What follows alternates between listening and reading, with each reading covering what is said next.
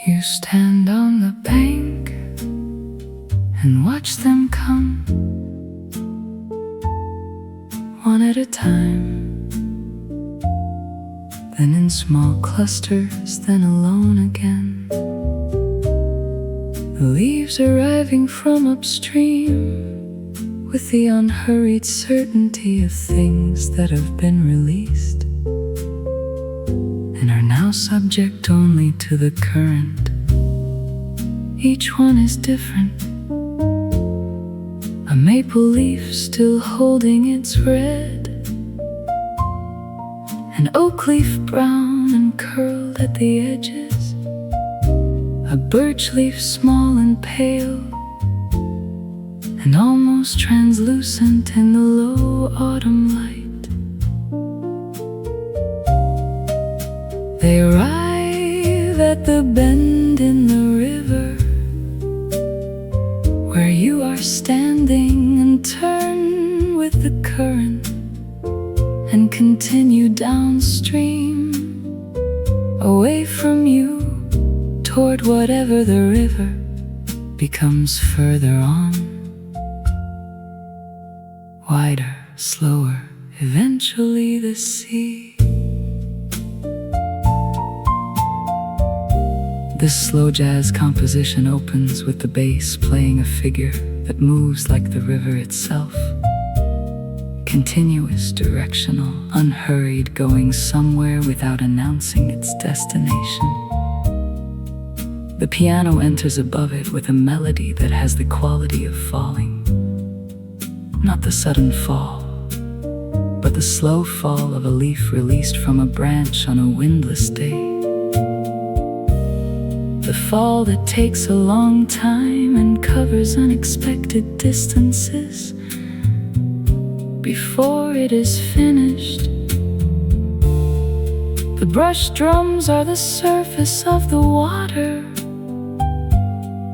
the slight texture of a river in motion, the sound of current over stones in the shallows near the bank.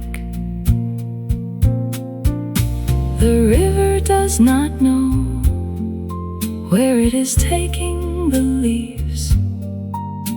The leaves do not know where they are being taken. This is not a tragedy. It is simply the condition of being carried, which is different from the condition of being lost. The leaf was part of the tree all summer. It performed its function. It caught the light and processed it and held the tree's color. And then when the tree withdrew its investment for winter, it let go and went with what came next.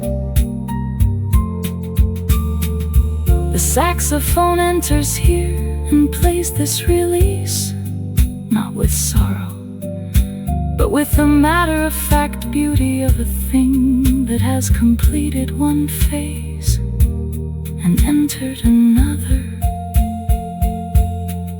There is a small whirlpool near the bank where the water catches behind a submerged stone and spins slowly. A leaf enters it and circles 3 times before the current reclaims it and carries it on. You watch this with attention you would not ordinarily give to a leaf in a river, because autumn asks for this. Asks you to look at small things with the attention that other seasons distribute across larger events. Asks you to find the significance in the particular leaf. This specific red maple leaf, now rounding the next bend, now gone from your sight, now continuing in see. The composition ends downstream, not at the river's mouth, not at any definitive conclusion, but at a point where the music has traveled as far as it needs to go to have said what it set out to say. The bass continues its rolling figure, and then, gradually, slows. The piano's falling melody finds its lowest note and holds it. The saxophone breathes its last phrase into the autumn air. The river continues beyond the end of the music, carrying its leaves toward their unknown destination, which is also, in its way, where all rivers go and where all music goes. When it is finished, into the silence that was always there, waiting to receive it.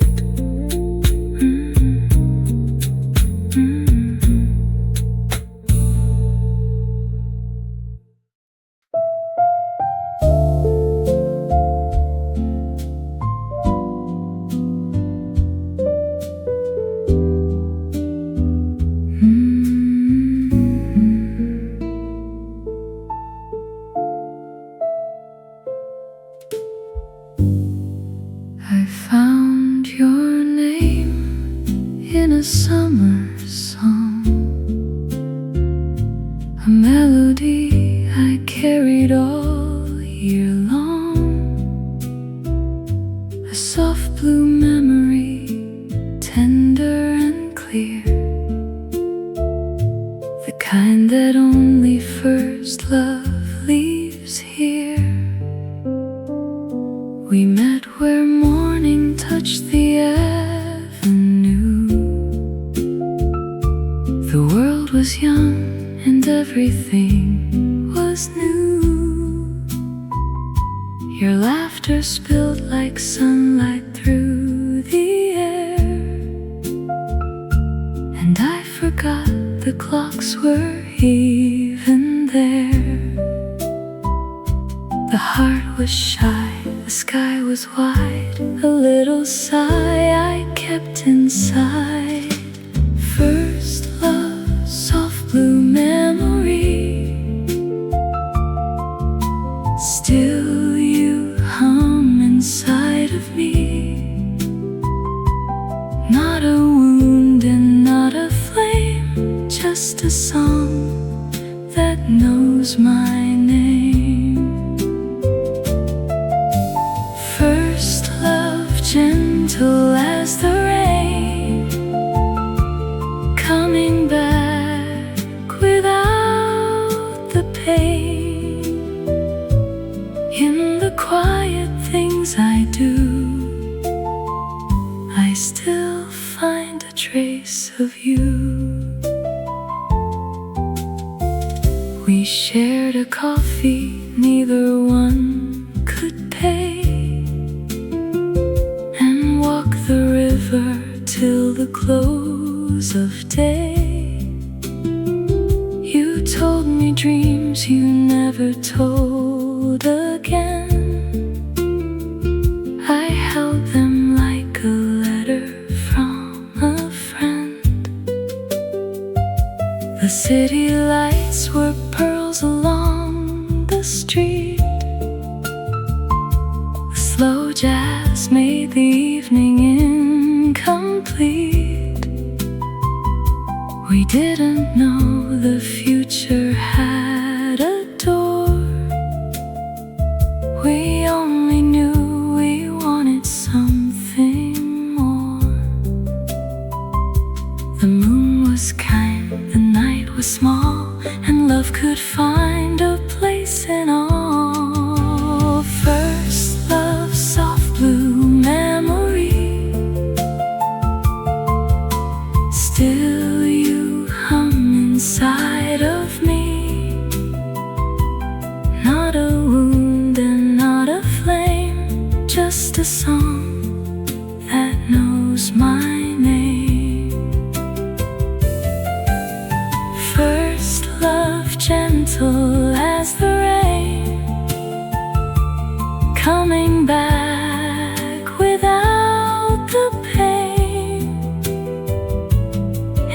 the quiet things I do, I still find a trace of you. I don't wish the years undone, I don't chase the setting sun. Some things bloom and then depart, leaving gardens in the heart. You were spring and I was June, both of us a little soon. Still the tune we used to play finds me on a cloudy day. Sometimes I pass that little cafe door. The chairs are different than they were before. The waiter's gone, the sign has turned to red, but I can hear the words we never said. A piano line comes drifting from inside,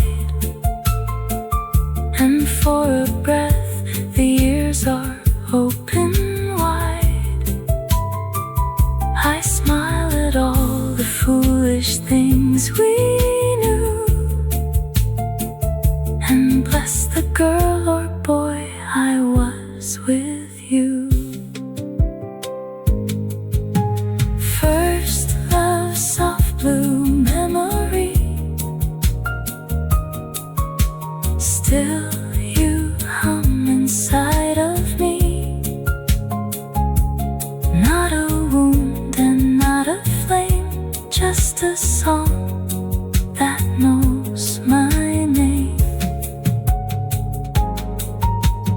First love, gentle as the rain, coming back without the pain. In the quiet things I do, I still find a trace of you. So rest, sweet blue, where old songs start. A little candle in the heart. The first hello, the last adieu, still glows softly, still glows true.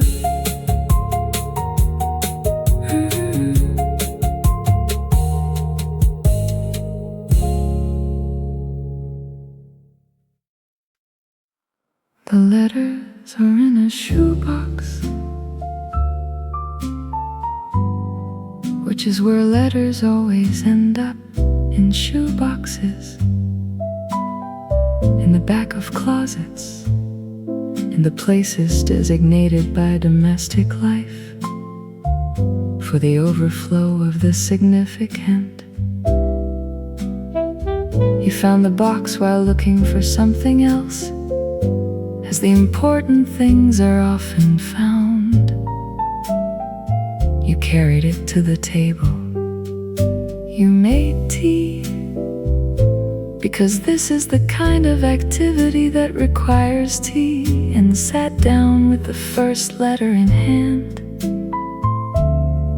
The rain beginning outside the window at almost exactly this moment, as if the weather understood the assignment. The slow jazz composition opens with the piano playing a figure that is slightly hesitant, slightly searching.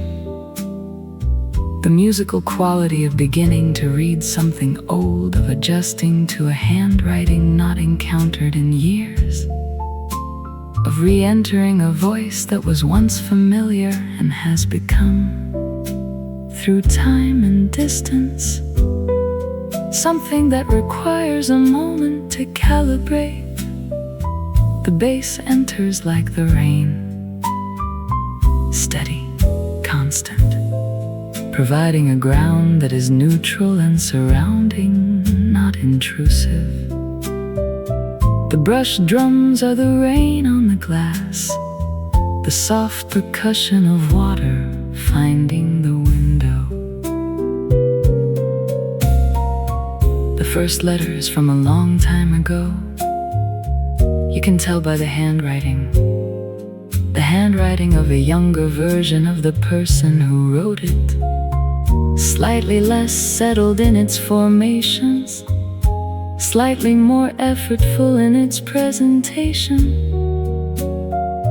The content is ordinary: news of a trip, a complaint about work, a reference to someone whose name you no longer immediately recognize. And yet the ordinariness of it is precisely what is moving. The record of an ordinary day, an ordinary mind working through ordinary concerns, preserved in ink and paper, while all the other ordinary days of that year dissolved without trace. The saxophone enters, and it plays this survival, this unlikely persistence of the mundane. Rain changes the quality of indoor time. It closes the outside world more completely than clear weather does, makes the interior more interior, the lamp more necessary, the tea more welcome. The reading of old letters requires this enclosure, requires a space that is protected from the ordinary claims of the world, that permits the kind of attention that moving back and forth in time demands. The piano plays the rain's enclosure, a harmonic space that is warm and defined, bounded by its own logic, sufficient unto itself. The last letter in the box is the most recent, recent being relative, still years ago. You read it through and then sit with it in your hand for a while. The rain continuing, the tea finished, the afternoon having moved into the early evening, without your quite tracking the transition. The composition ends with the piano playing its opening figure again, slightly differently, the same notes, the same searching quality, but with something added by the reading, by the time spent in the company of these preserved voices. The bass holds, the saxophone breathes its last note into the rain sound. The letters go back into the box. The box goes back toward the closet, but more slowly than it came out.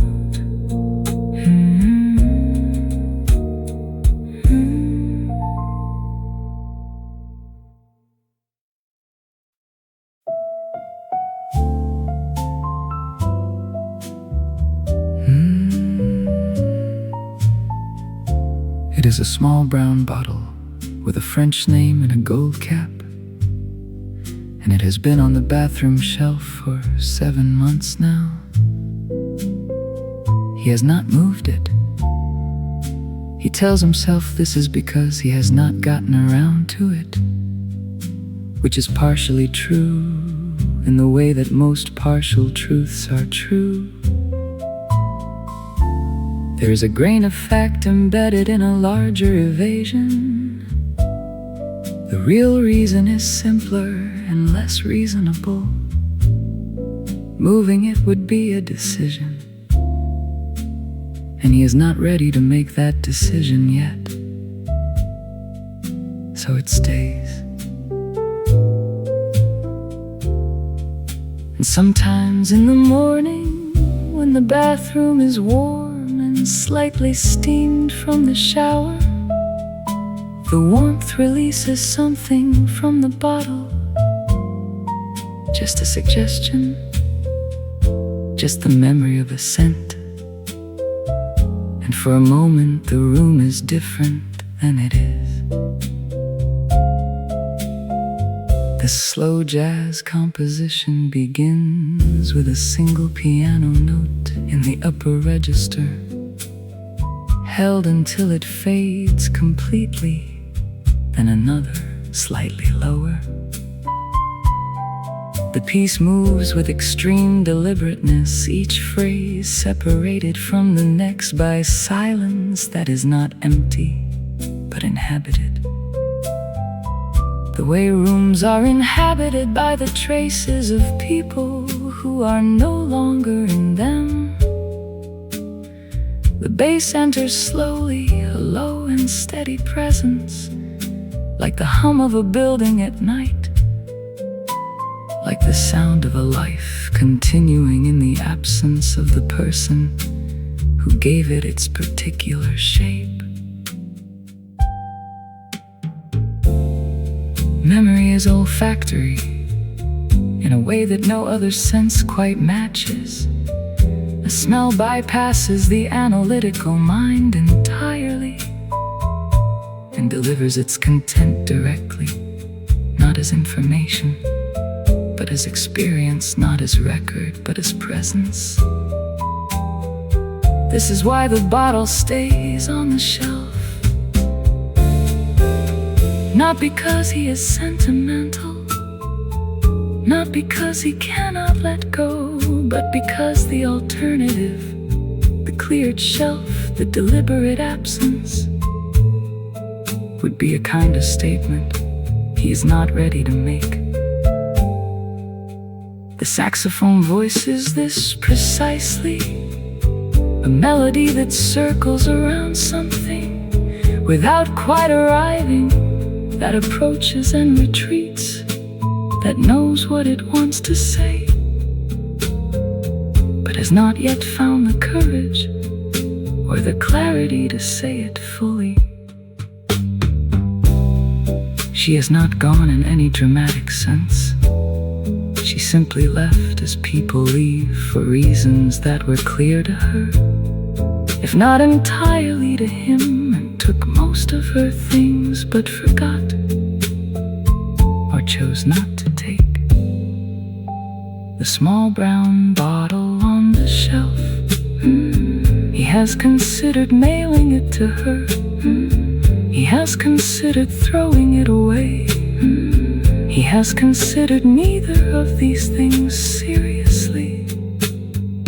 Instead he showers in the morning, and occasionally in the warm steam the room becomes briefly what it was, and he stands in that for a moment before it fades. The composition ends with the piano playing its opening note again, the same note, but different now, weighted differently by everything that has come between.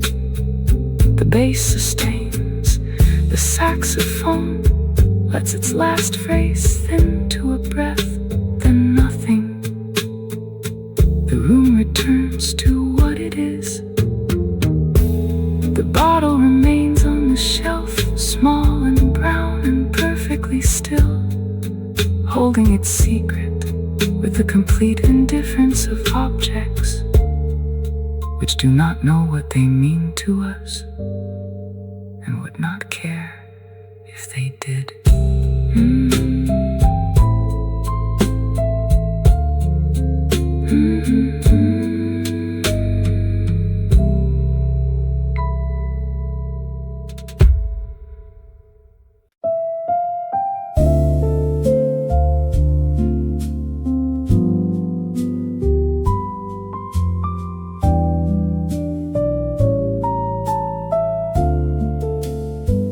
Paris at midnight, shining after rain.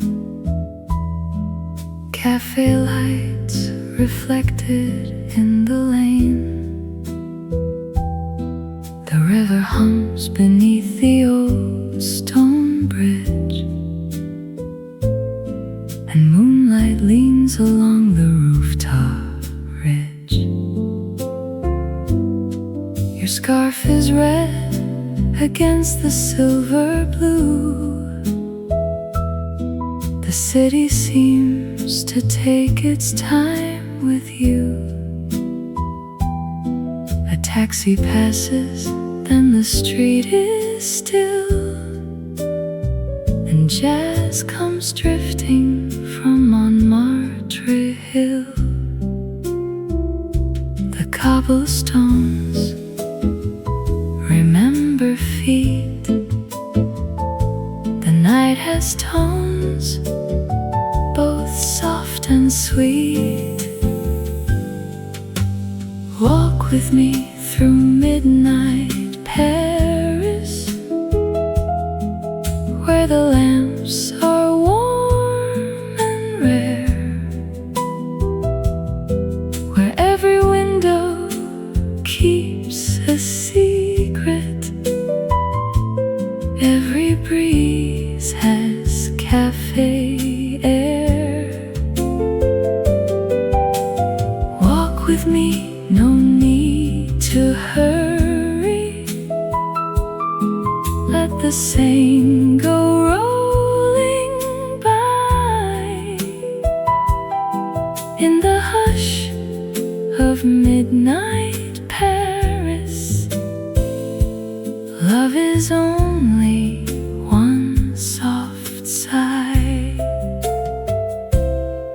We pass a bakery close behind its lace. A sleepy cat regards us with old grace. The shutters wear their shadows like a song,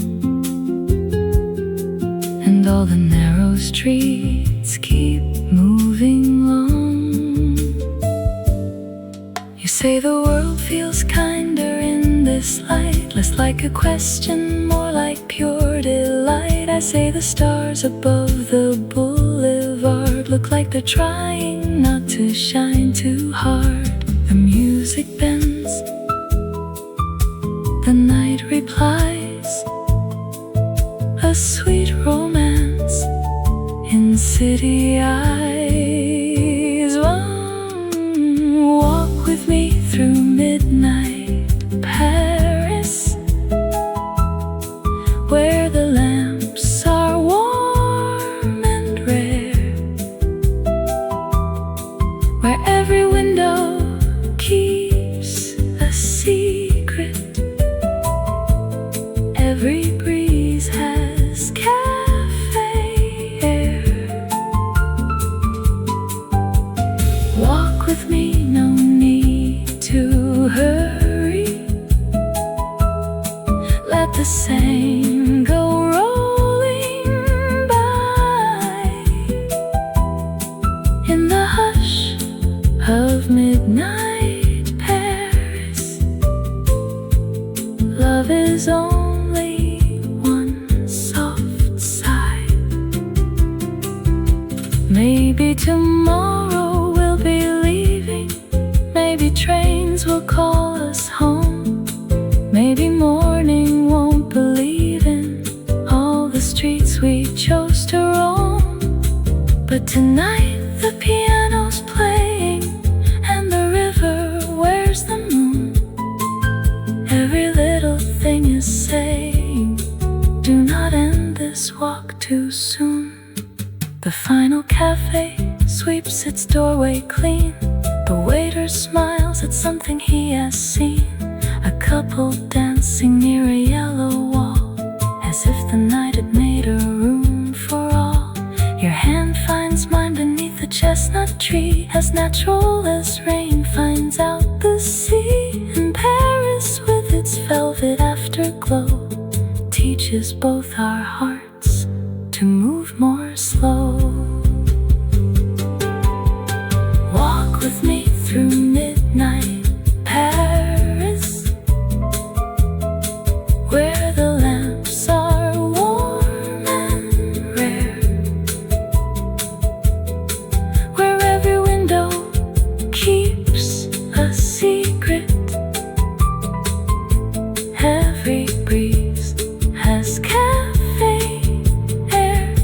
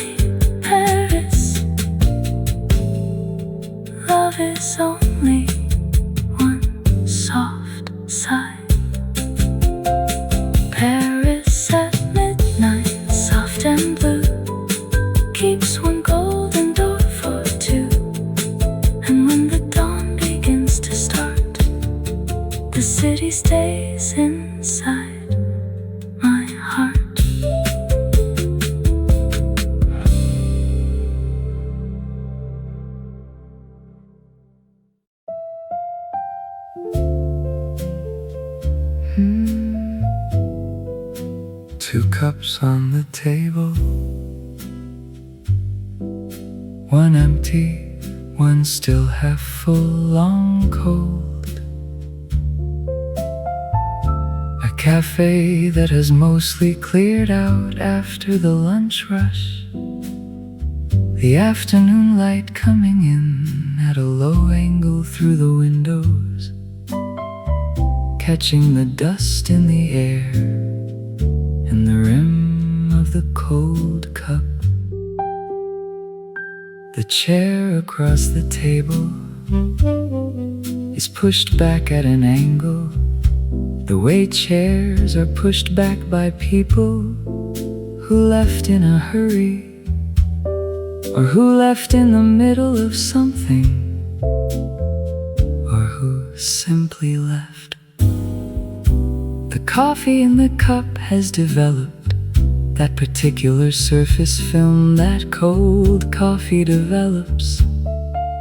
A slight iridescence, a membrane of cooled fat and oxidation that is, in its own way, beautiful. This slow jazz composition was written for the moment after,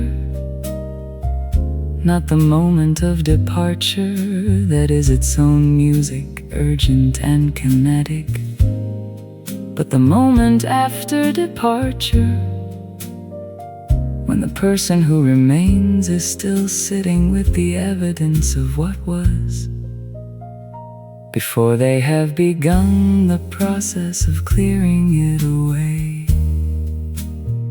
The piano opens with a simple two-part figure. The voice is slightly out of sync, not discordantly, but suggestively. The way a conversation between two people is never perfectly simultaneous, always one voice responding to the memory of the other.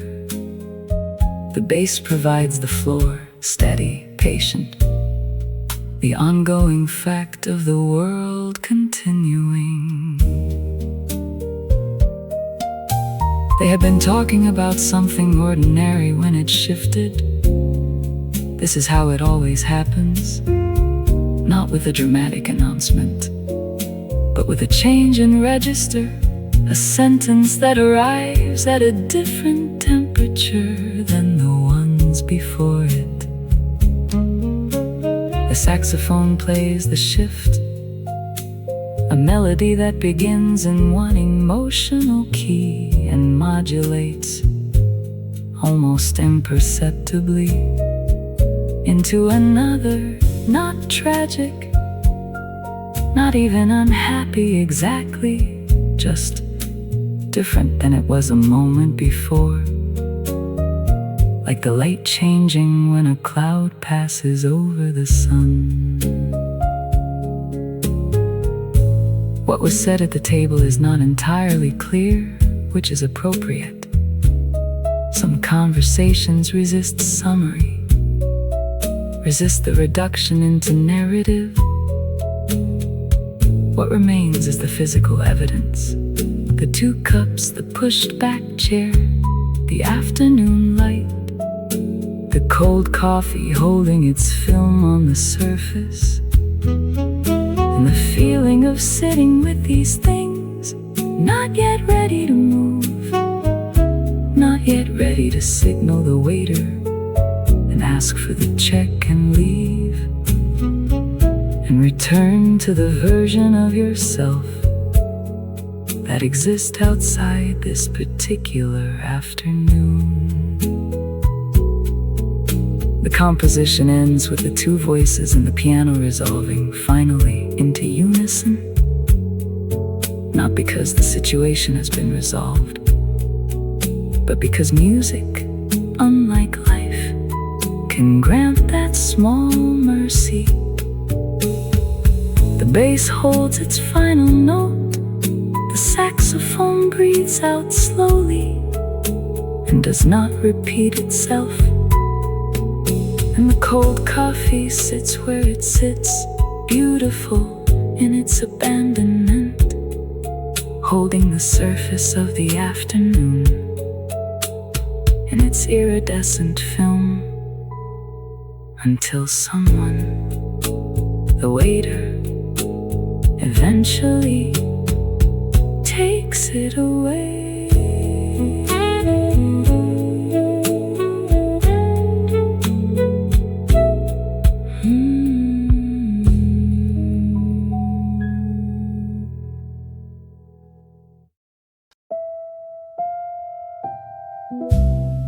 The radio sat on the shelf above the refrigerator for as long as you could remember.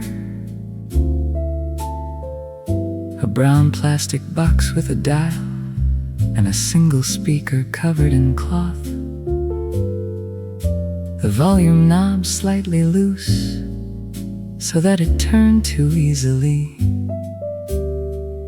and the sound fluctuated sometimes when you walked past, and the vibration of your footsteps moved the air. It played all day, not music exclusively.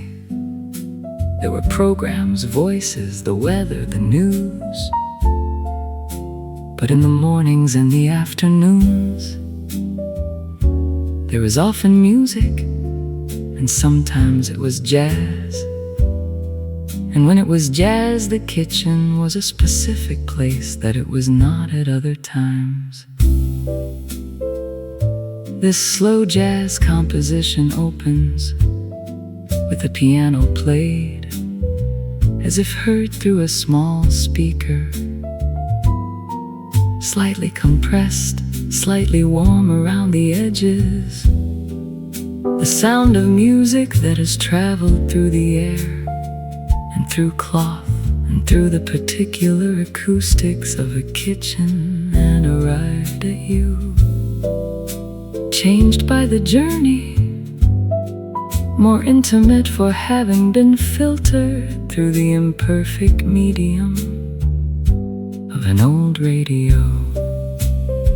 The bass is the low hum of the refrigerator, the kitchen's constant bass note, the sound of domestic machinery doing its quiet work.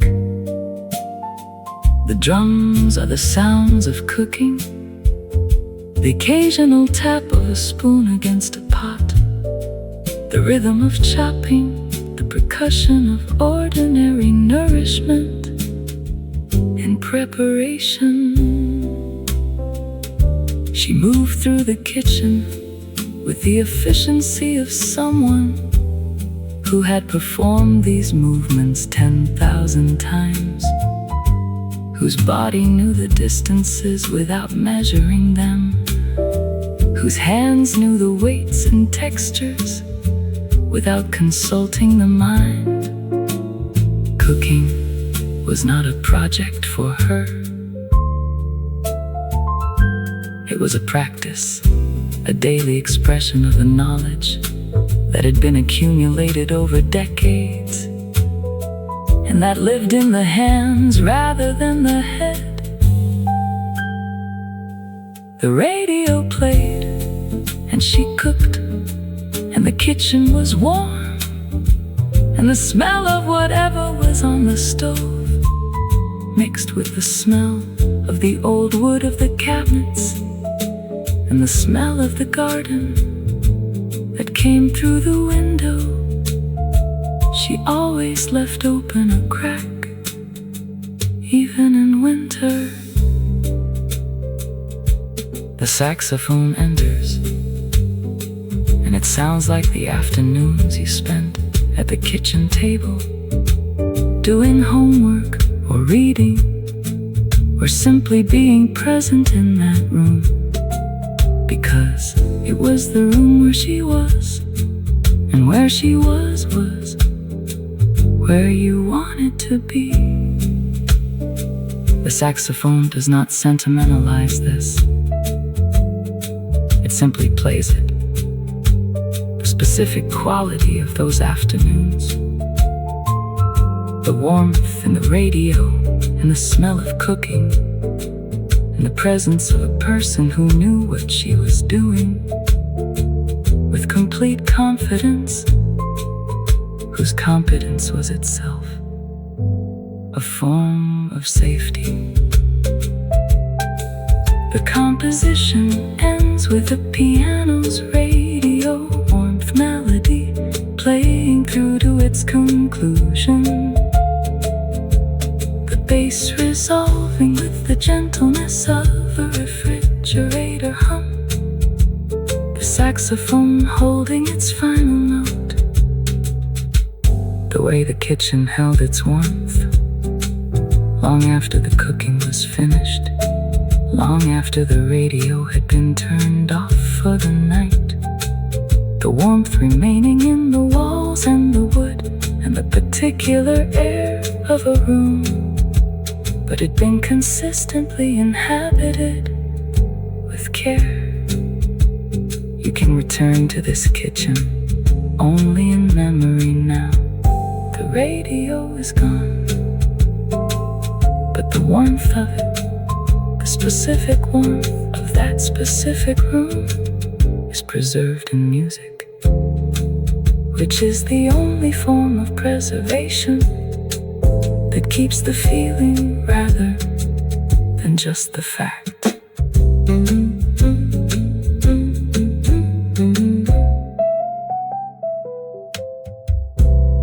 Than just the fact.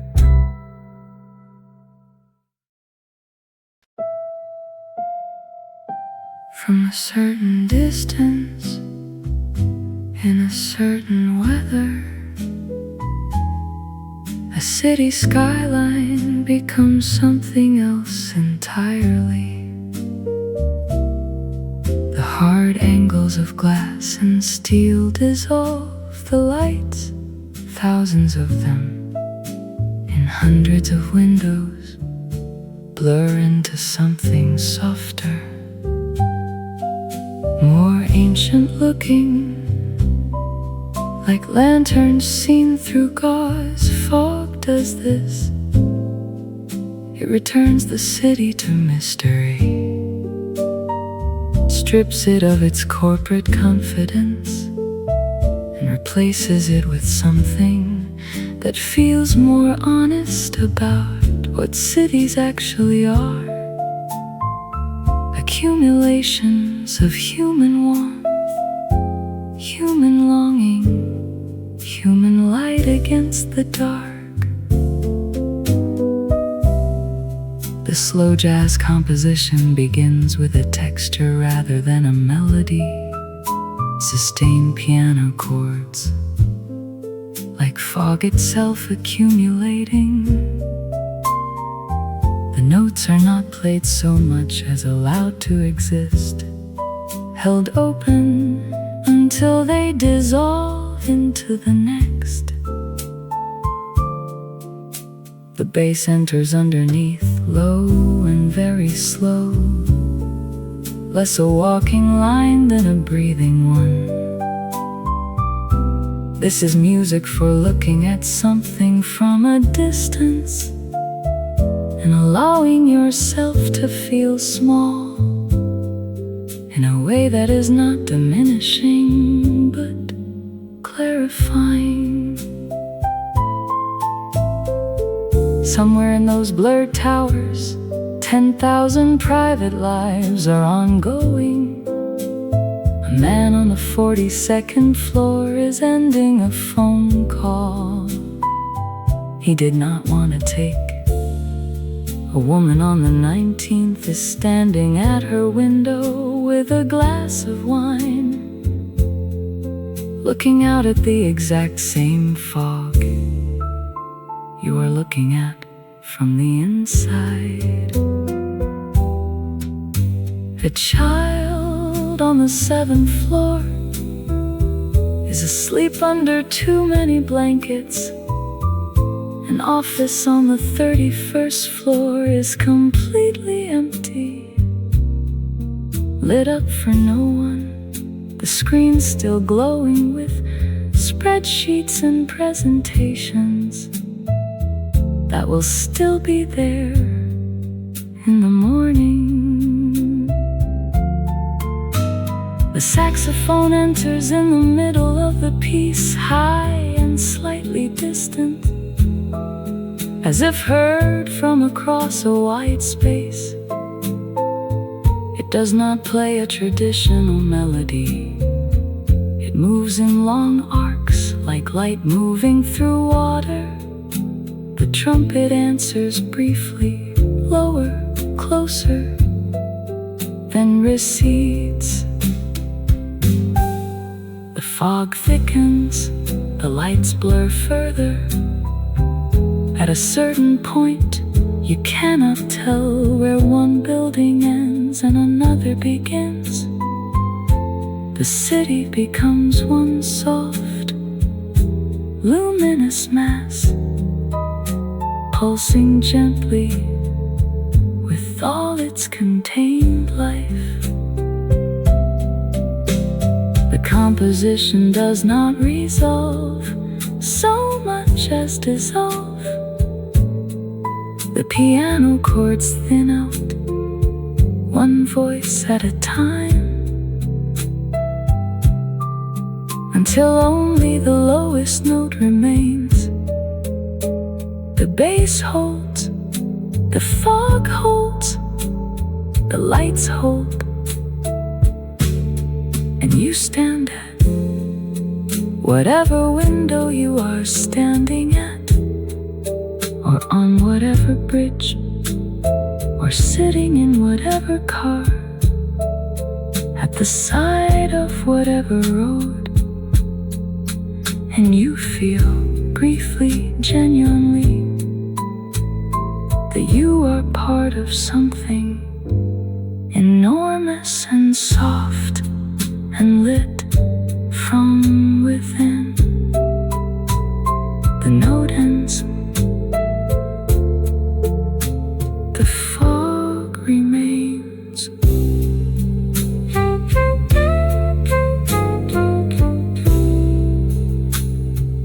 The fog remains.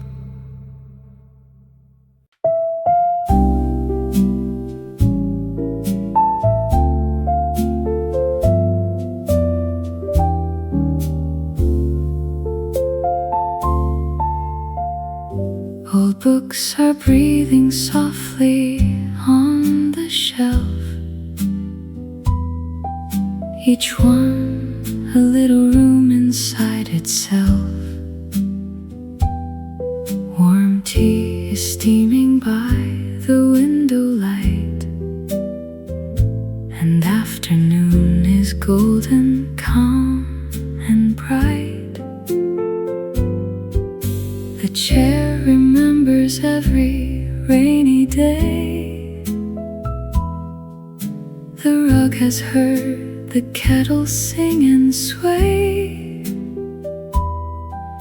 A quiet jazz is turning in the air, like pages being opened with great care.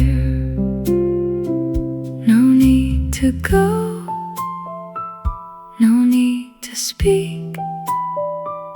The hours flow gentle and meek. Old books and warm tea, that is all I need with me. A little rain, a little song, a place where tired hearts belong. Old books and warm tea, soft as any dream can be.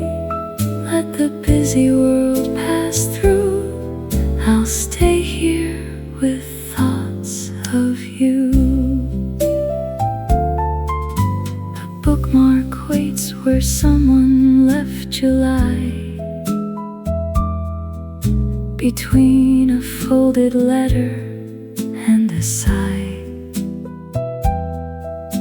The margins hold a note in faded blue, a sentence that still feels honest and true.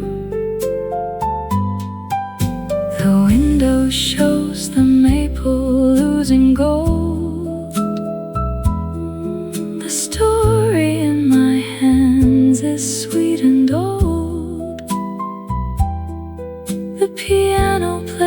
plays a patient minor line and makes the dusty afternoon divine. The kettle sings, the pages turn, the smallest things are what we learn. Old books and warm tea, that is all I need with me. A little rain, a little song, a place where tired hearts belong. Old books and warm tea, soft as any dream can be. Let the busy world pass through, I'll stay here with thoughts of you. Maybe wisdom smells like paper, maybe comfort tastes like steam. Maybe love becomes much safer when it settles into dream. Maybe every quiet corner has a lantern of its own, and the heart becomes much warmer when it learns to be alone. The evening puts its slippers on the floor. The lamplight blooms a little more and more. The rain has made the city soft and small. A watercolor hanging on the wall. I close the book but keep the feeling near, a tender line that only I can hear. The tea is low, the room is deep and still, and peace is sitting on the windowsill. Old books and warm tea, that is all I need with me. A little rain, a little song, a place where tired hearts belong. Old books and warm tea, soft as any dream can be. Let the busy world pass through, I'll stay here with thoughts of you. Old books, warm tea, soft rain, a melody without a pain, and in the lamp's forgiving blue, the quiet room remembers you.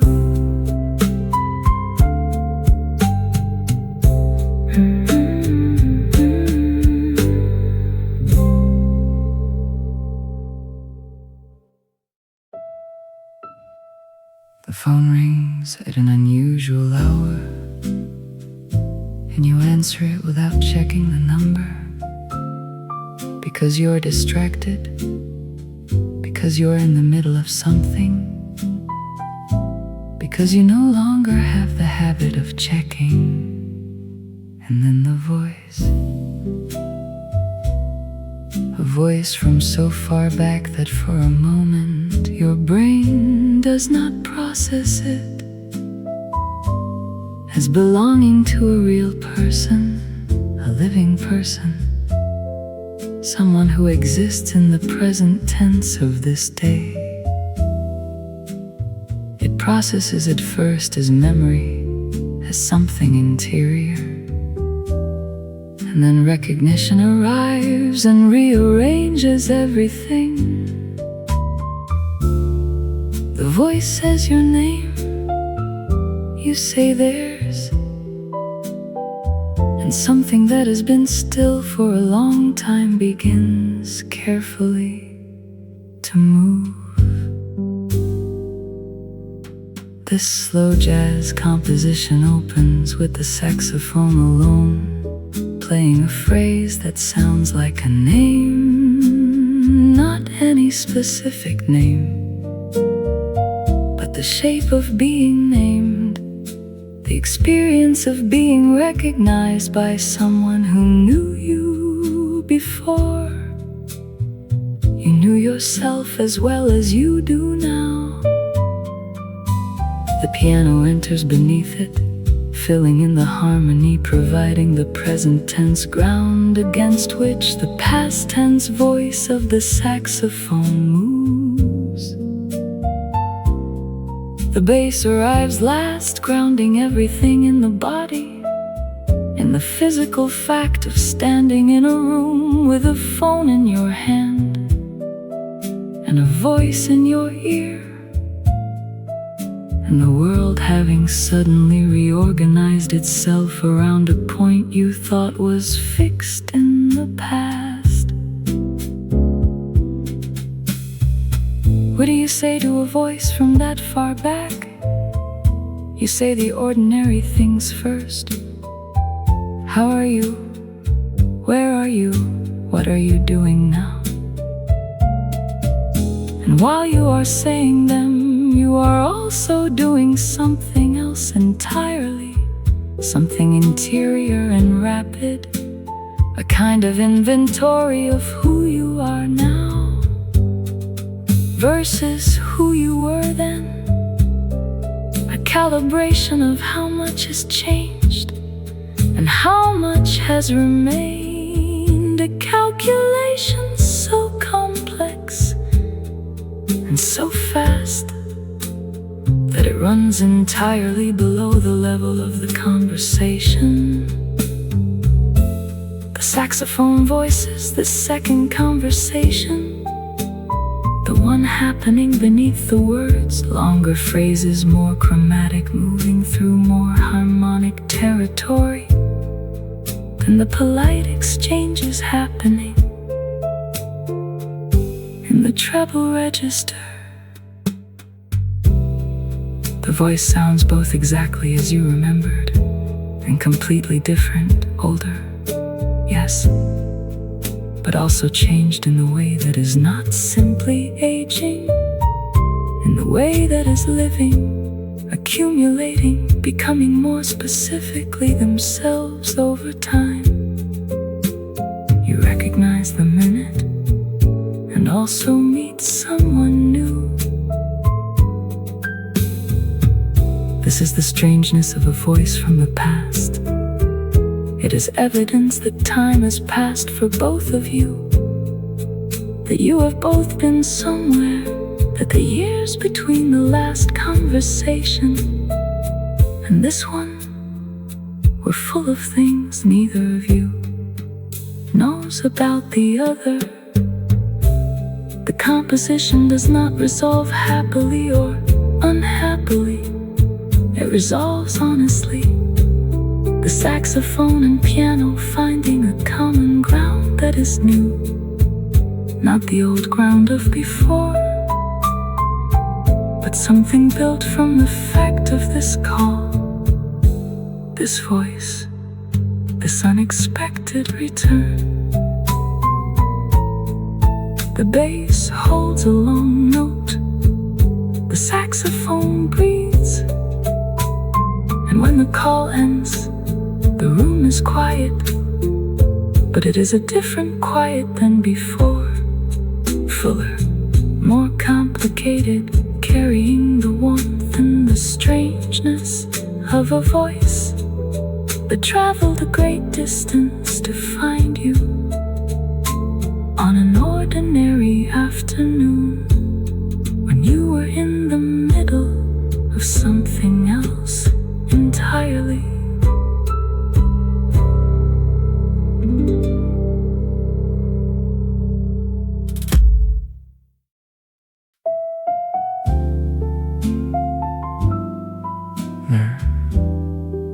There is a particular quality of lamplight that belongs specifically to autumn, or rather, that autumn makes visible by contrasting it against the early darkness outside. In summer, a lamp is simply a lamp. But in October, when the dark arrives at 5 o'clock and the window goes black and the room turns inward, the lamp becomes something else.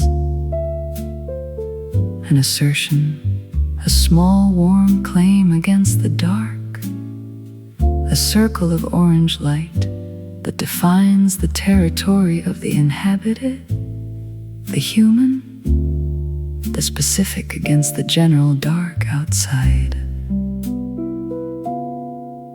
The slow jazz composition was written for that circle of light. It begins with the piano playing in the warm middle register, a melody that is round and full, neither bright nor dark, but something between, the musical equivalent of amber, of candlelight, of the specific color of incandescent bulbs, that the world is mostly abandoned in favor of efficiency, and that many people continue to mourn without quite being able to say why. The bass enters like the room itself, enclosed, warm, resonant. The brush drums are the sound of the lamp's slight hum, the minor electrical persistence of light. The autumn evening outside the window is its own complete thing. The bare branches of the tree catch the light from the street lamp.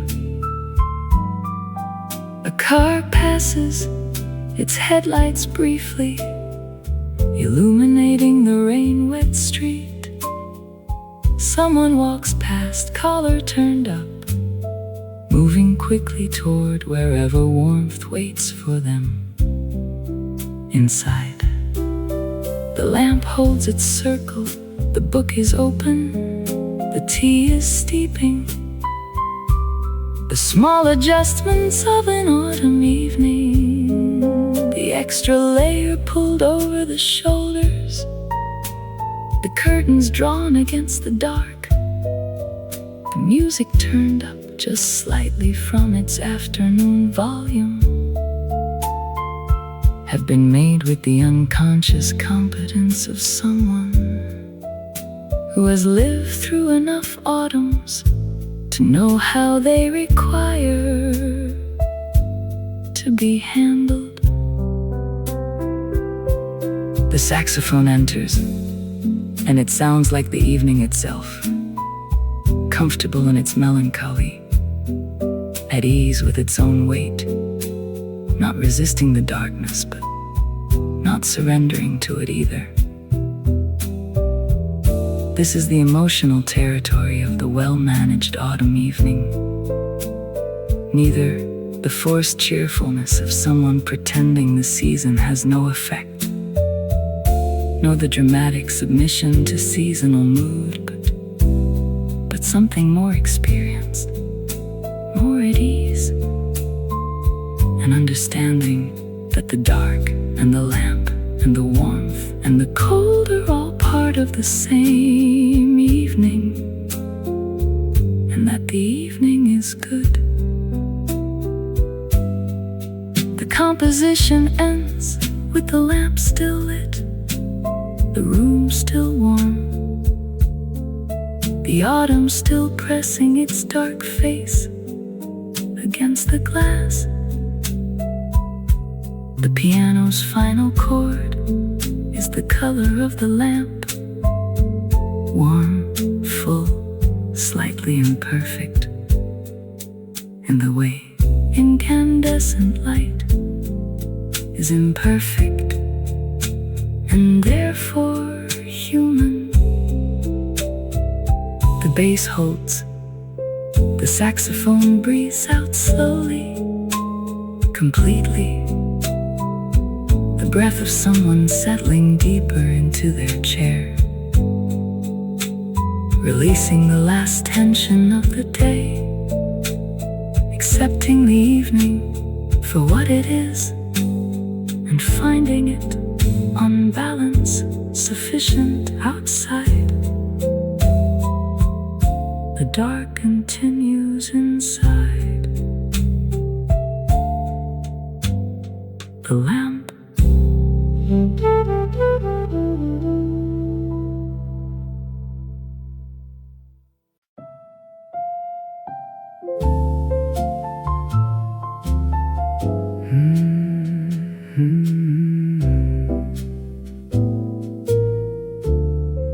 At 4,000 meters, the air is thin enough that you are aware of your breathing. Each breath a slightly more deliberate act than it is at sea level. The body working with mild but perceptible effort to extract from the thinner air what it needs. The stars are extraordinary at this altitude, dense and bright, in a way that is rarely visible from lower elevations. The atmosphere above you thinner and cleaner, the light from distant suns arriving with less interference. You have been awake for an hour already, watching them as the eastern sky very slowly begins its change from black to the darkest possible blue.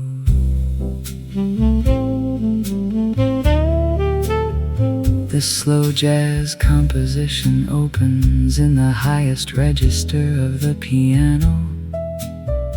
Notes so high they are almost more light than sound, the musical equivalent of stars of the particular quality of mountain dark before dawn. The bass is inaudible at first, or nearly so, felt more than heard. The pressure of altitude, the weight of the mountain, the deep geological fact of being this high above the ordinary world. The drums are absent entirely.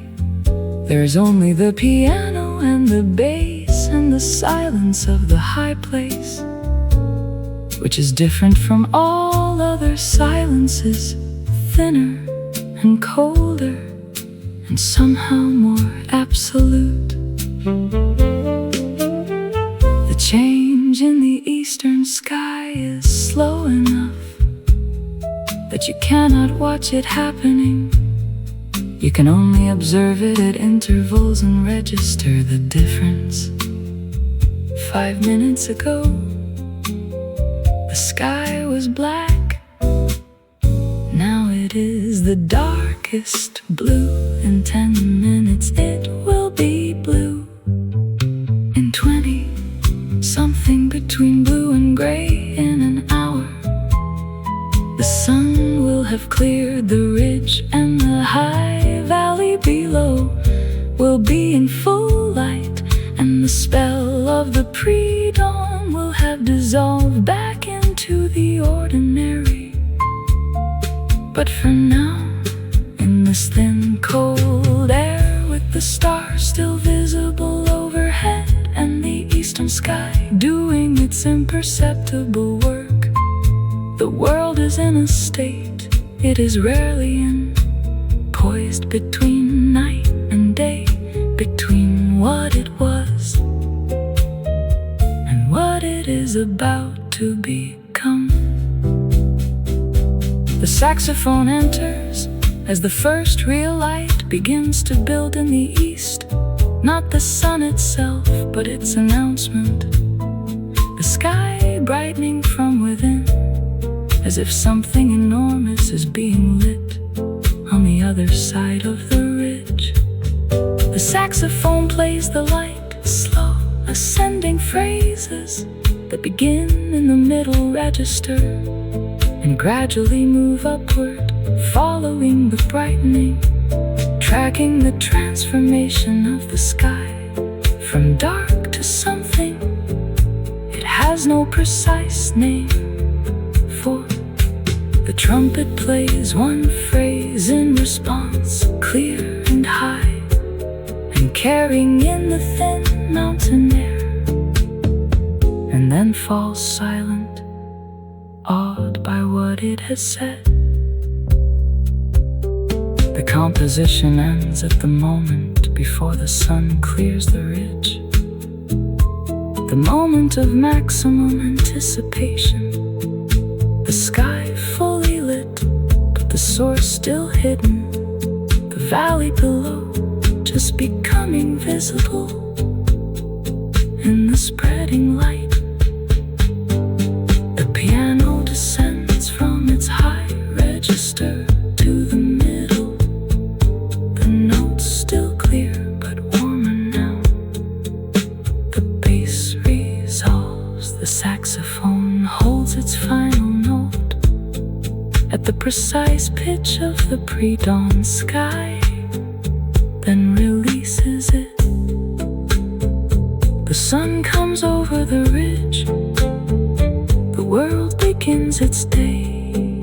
You were here for the moment before it, which is the best moment, which is always the one that rewards the waking and the cold and the thin air with something that cannot be adequately described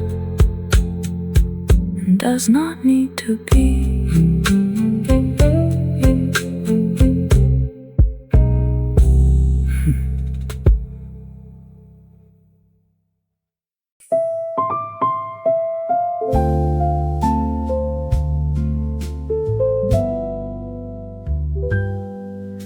Snow is falling over streets asleep, covering the corners soft and deep. 3 in the morning, not a soul in sight, only little windows holding light. The city wears a quiet coat of white, a whispered dream beneath the winter night. I stand beside the glass with warming hands, watching silence settle on the land. The clocks are slow, the rooftops glow, the world below has nowhere to go. Snow over the city at 3, falling like a lullaby for me. Soft on the roofs and soft on the cars, soft as wishes under stars. Snow over the city tonight, turning every shadow into light. In the hush where dreams begin, let a little peace come in. Kettle sings a sleepy silver note, my sweater wraps the evening like a coat. A jazz song plays from somewhere down the hall, warm enough to lean against it all. The piano moves like footsteps in the snow, the bass is deep and gentle down below. The brushes make a winter kind kind of rain, a quiet rhythm on the window pane. No need for words, no need for plans. The snow has heard the heart's commands. Snow over the city at 3, falling like a lullaby for me. Soft on the roofs and soft on the cars, soft as wishes under stars. Snow over the city tonight, turning every shadow into light. In the hush where dreams begin, let a little peace come in. All the rushing, all the turning, all the letters left unread, all the little lanterns burning in the rooms above my head. Everything is slowly mending, everything is breathing slow. Every lonely thought is ending in the mercy of the snow. A taxi leaves a trail of amber haze, then disappears inside the frozen maze. The church bell gives the hour to the sky, and all the sleeping avenues reply. I write your name upon the misted glass, then smile and let the little letters pass. For some old loves are warmer when they stay, a candle in the heart, not yesterday. Snow over the city at 3, falling like a lullaby for me. Soft on the roofs and soft on the cars, soft as wishes under stars. Snow over the city tonight, turning every shadow into light. In the hush where dreams begin, let a little peace come in. Snow keeps falling soft and slow on every street I used to know. And while the city dreams in white, my heart is warm inside the night.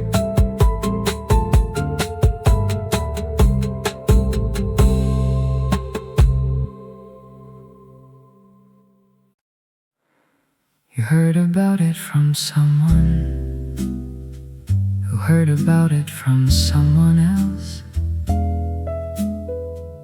which is how this kind of news travels. Not through official channels, not announced, just passed from person to person like a rumor, accepted as true and irreversible. The building is down. Where it stood there is a gap in the street, a rectangle of sky where there used to be a facade, and behind that a rubble field that will become, in a few months, the foundation of something new. An apartment building, a hotel, a glass-fronted structure, whose name will be printed on a banner attached to the hoarding around the site.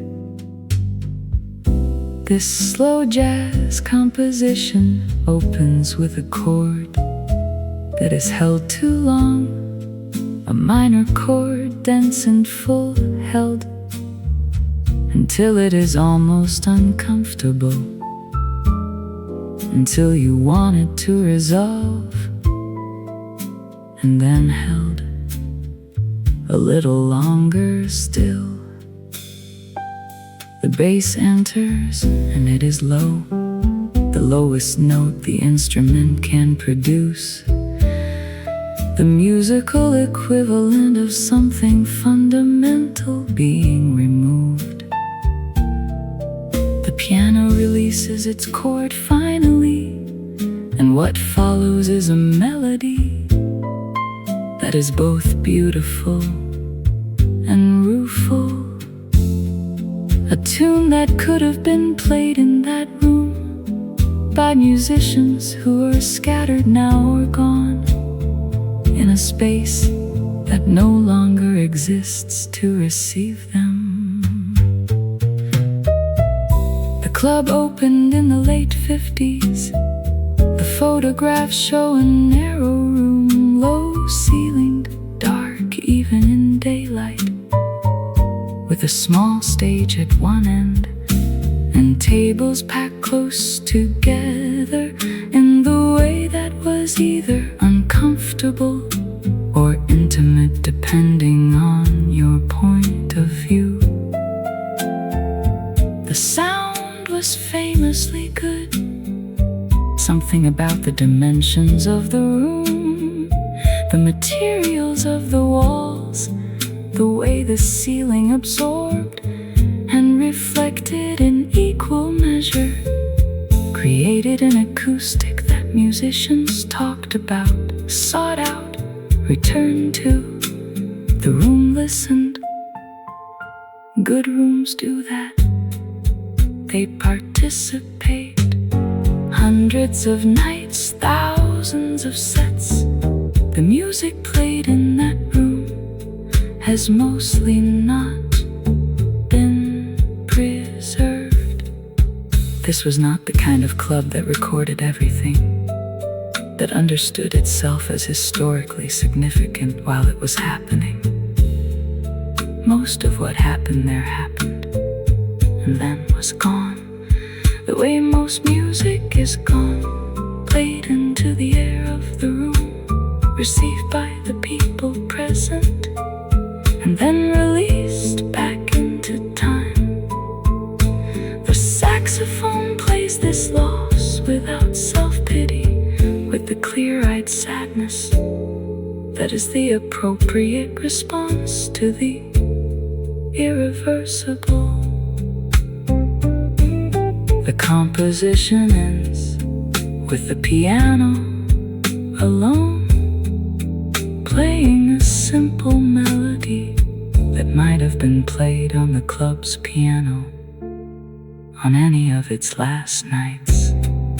Someone's ballad, someone's standard, someone's original tune, heard only by the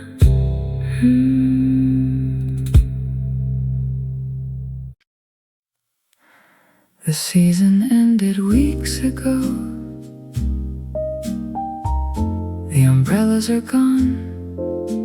The rental chairs stacked and locked in their storage shed. The seasonal cafe shuttered with a padlock and a handwritten sign giving dates that have already passed. What remains is the beach itself, the sand, the sea, the sky.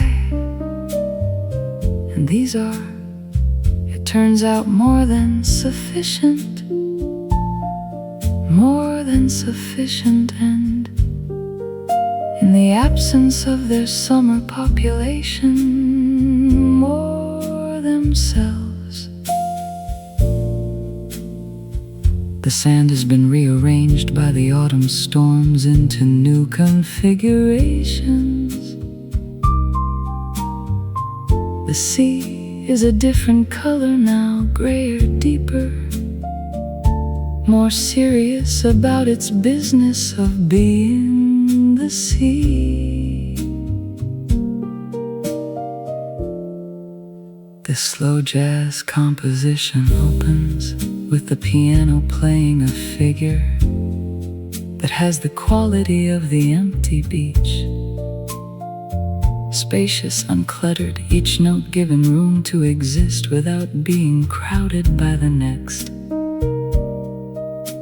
The bass enters like the tide, slow, rhythmic, advancing and retreating with a patience that belongs to geology rather than human time. The drums are the wind, which is consistent here in October. A steady sea wind that is not cold enough to be unpleasant, but is insistent enough to remind you that this is no longer summer, that the season has turned, and the world is doing something different now with its light and its temperature and its general disposition. You walk along the waterline because the waterline is where the beach is most interesting in October, where the waves deposit what they have been carrying, the usual sea glass worn smooth by years of tumbling, the crab shells emptied by the birds, the occasional strange object that the sea has been working on for longer than you can estimate, whose original form is no longer recoverable, but whose current form is genuinely beautiful. The saxophone enters here, played as if walking along a waterline, unhurried, attentive, willing to stop and look at things without needing to explain why. The light in October is different from the light in summer, lower, more angled, less interested in brightness than in quality. It comes across the water at a slant that makes everything it touches more itself, more specifically present. The sea glass on the sand casts shadows longer than its own dimensions. The waves arrive in the low golden light, looking like something out of a painting, dark in their curling bodies and bright at their foam, specific and beautiful in a way they are not when the beach is crowded. No one has the attention to spare. The composition ends with the beach still empty. The sea is still doing its October work. The saxophone releasing its last phrase into the sea wind that immediately disperses it over the water. The piano plays its final chord and holds it the length of a wave's journey from the horizon to the shore and back again. The bass resolves.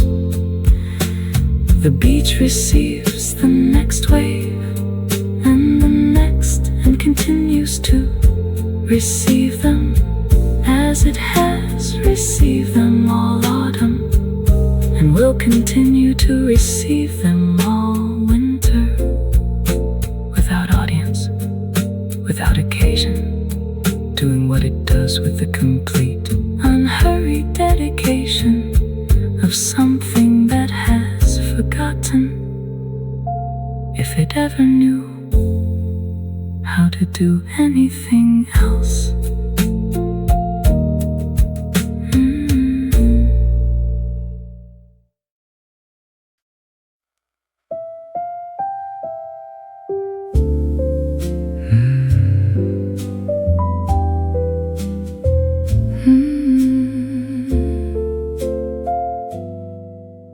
The beach is empty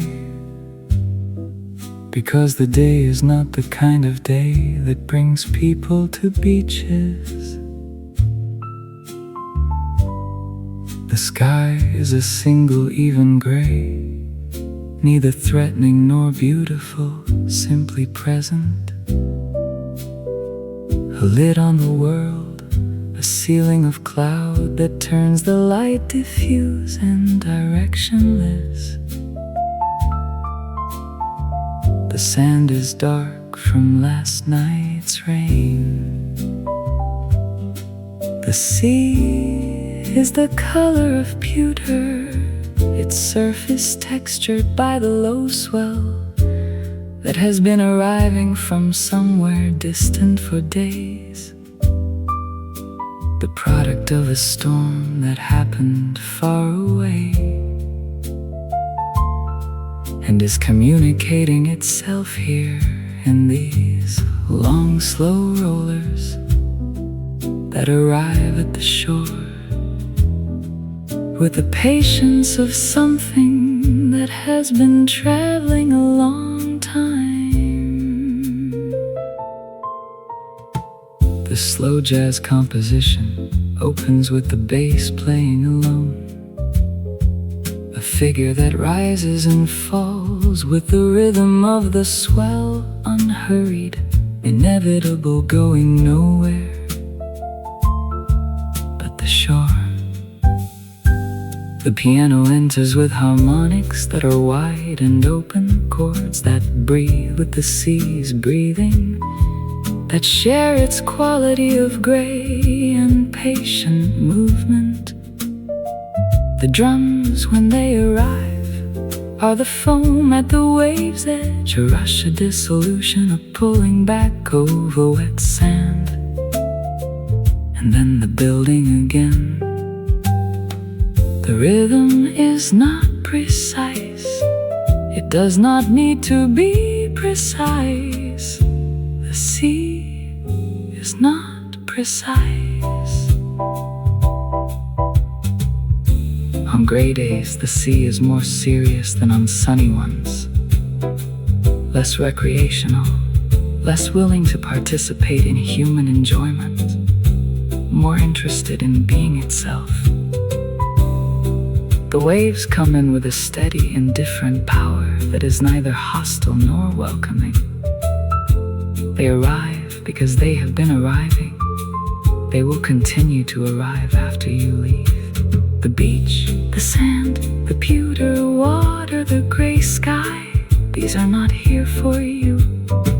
You are simply here among them, a temporary presence in a place that existed long before your arrival and will continue long after.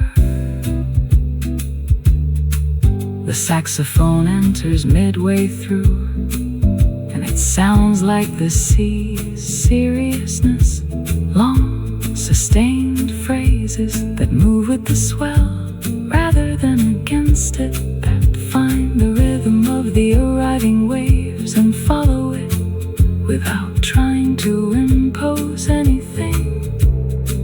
There is a freedom in this surrender to a larger rhythm, the freedom of the small thing moving with the large thing, of consciousness aligning itself with something that has no consciousness but has a pattern, a logic, a patient and repeated intention.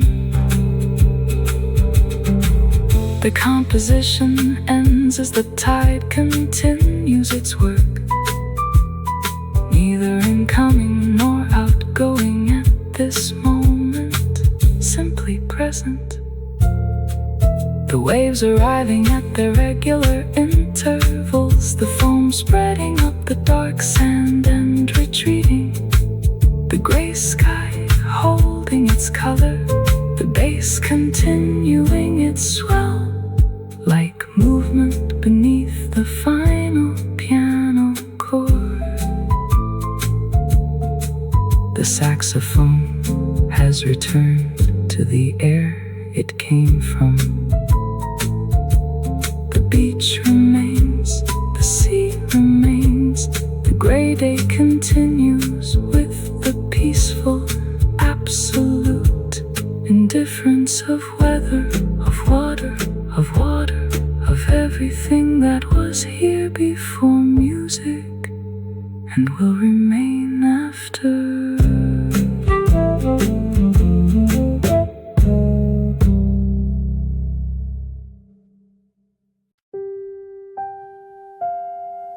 At 5:30 in the morning, the lake is invisible. The fog has descended completely, or rather ascended.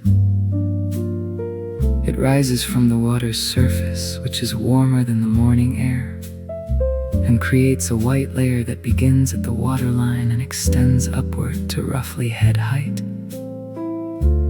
so that walking to the shore you pass through it as through a membrane, your feet disappearing into white before the rest of you.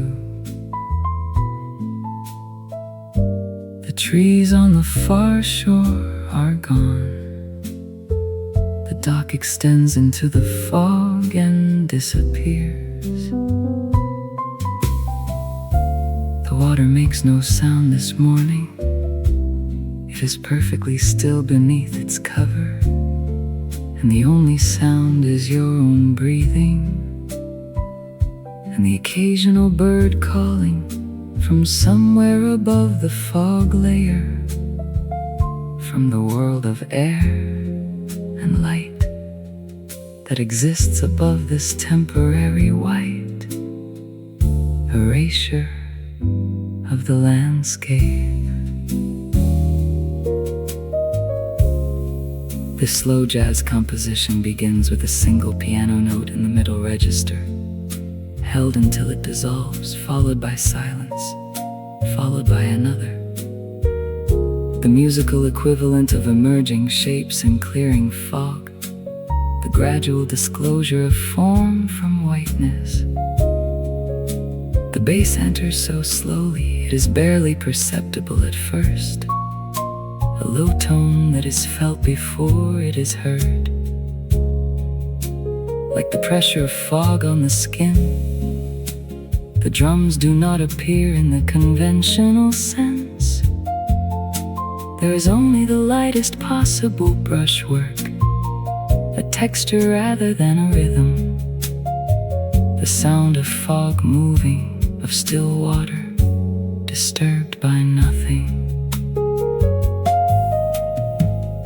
The fog changes the familiar. A lake you have known for years becomes, in its fog, a different body of water, mysterious, potentially infinite, stripped of its characteristic landmarks and returned to the state of pure possibility that all water has before it is mapped and named and visited enough times to become known. The dock disappears into it. The boat that was moored there last evening is now a sound rather than a sight. The quiet knock of its hull against the dock, the small voice of the mooring line moving in no wind. The saxophone enters, and it sounds like the fog itself, white, surrounding, softening every edge.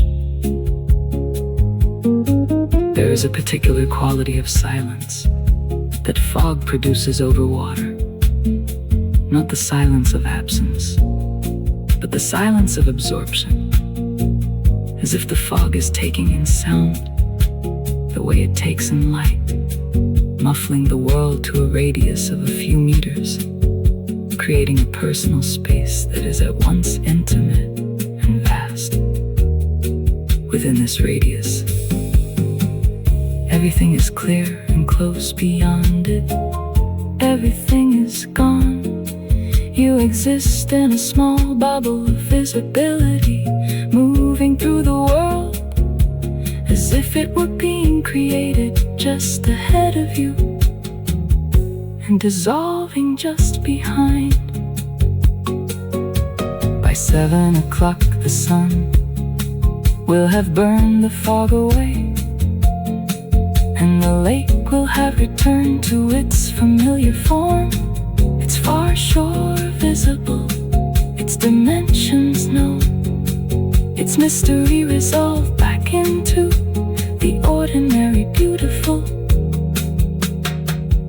But for now, at this hour, with the piano playing its slow disclosure of notes and the saxophone moving through the white, there is only this: the fog and the still water, and the sound of a bird calling from above, and the particular quality of being present in a world that is temporarily set aside, its willingness to be known.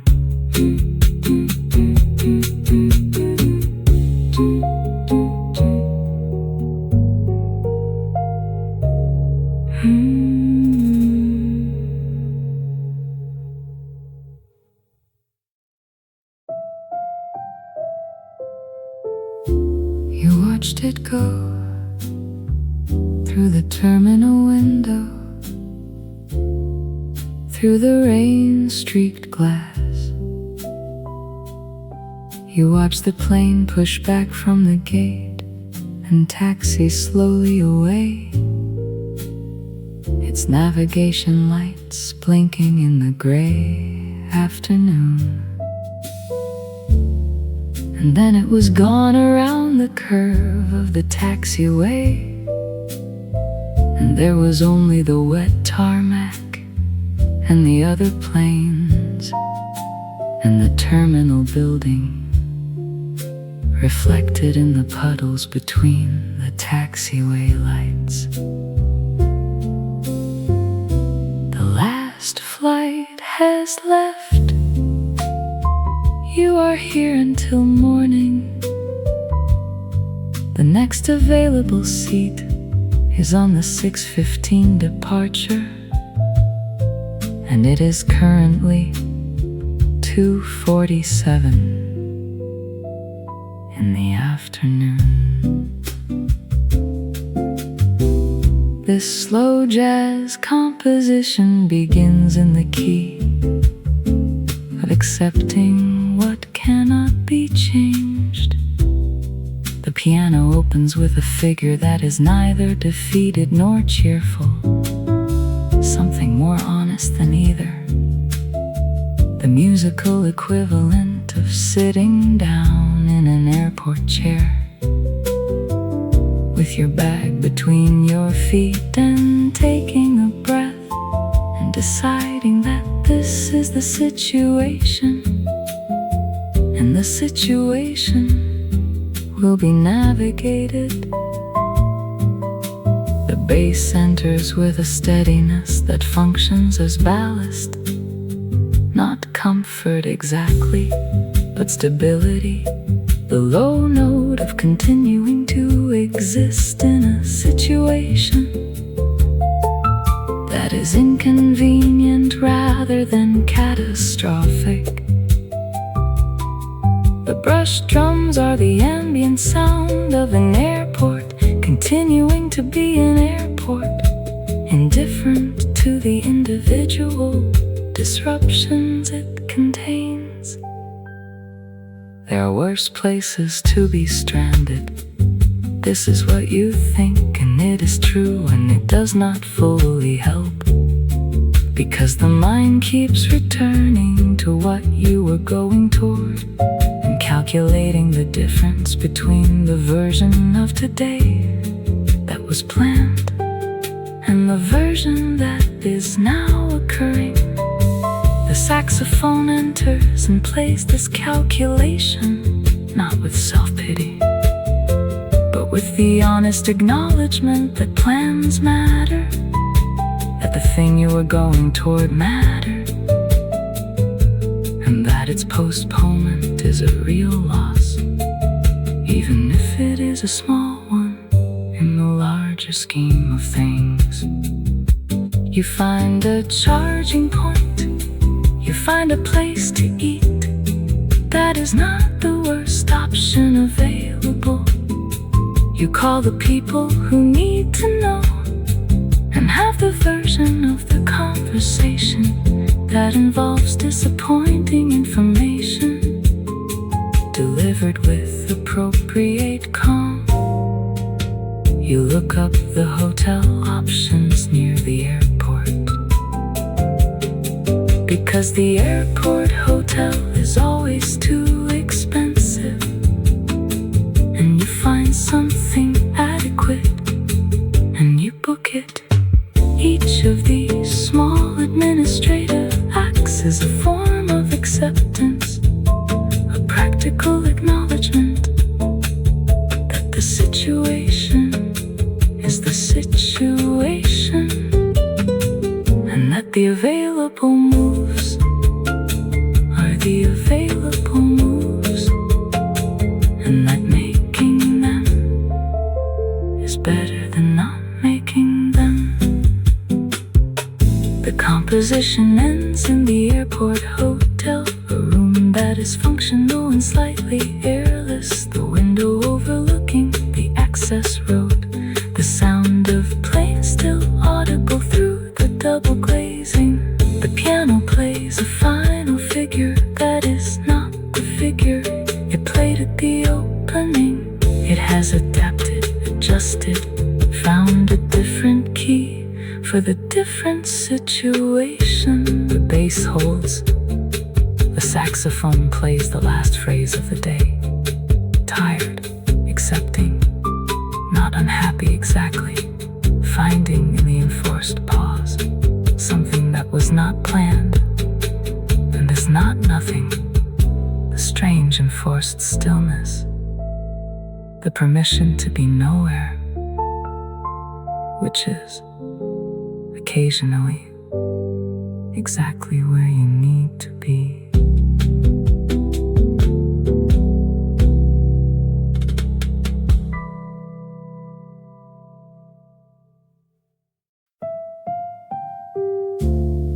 The rain began at 10,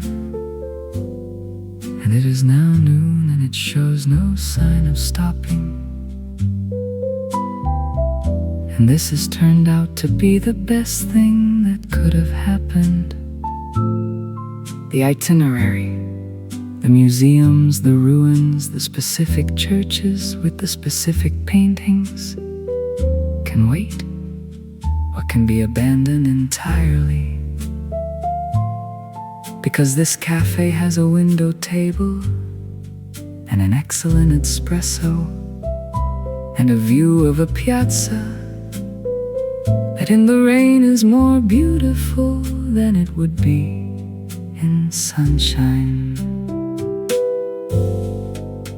The pigeons have retreated to the ledges.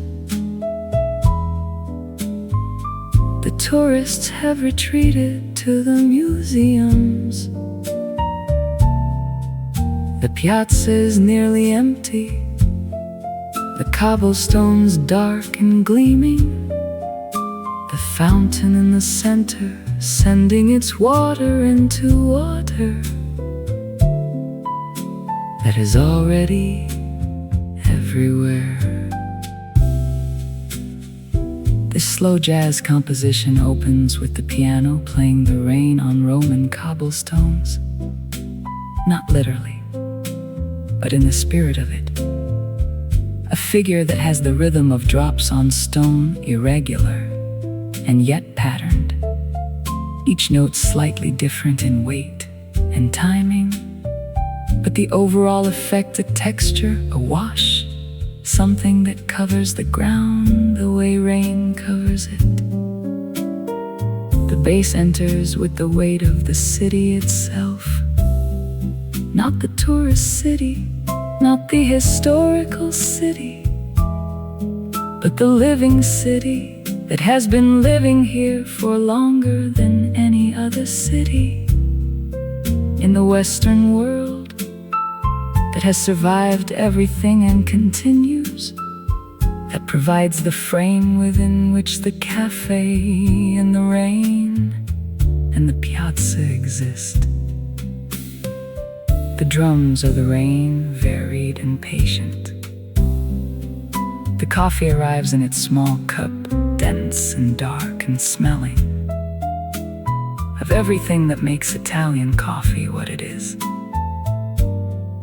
You drink it in 3 sips as the custom requires, and then hold the cup without putting it down, because it is still warm and the day is cool, and the cup is a good thing to hold.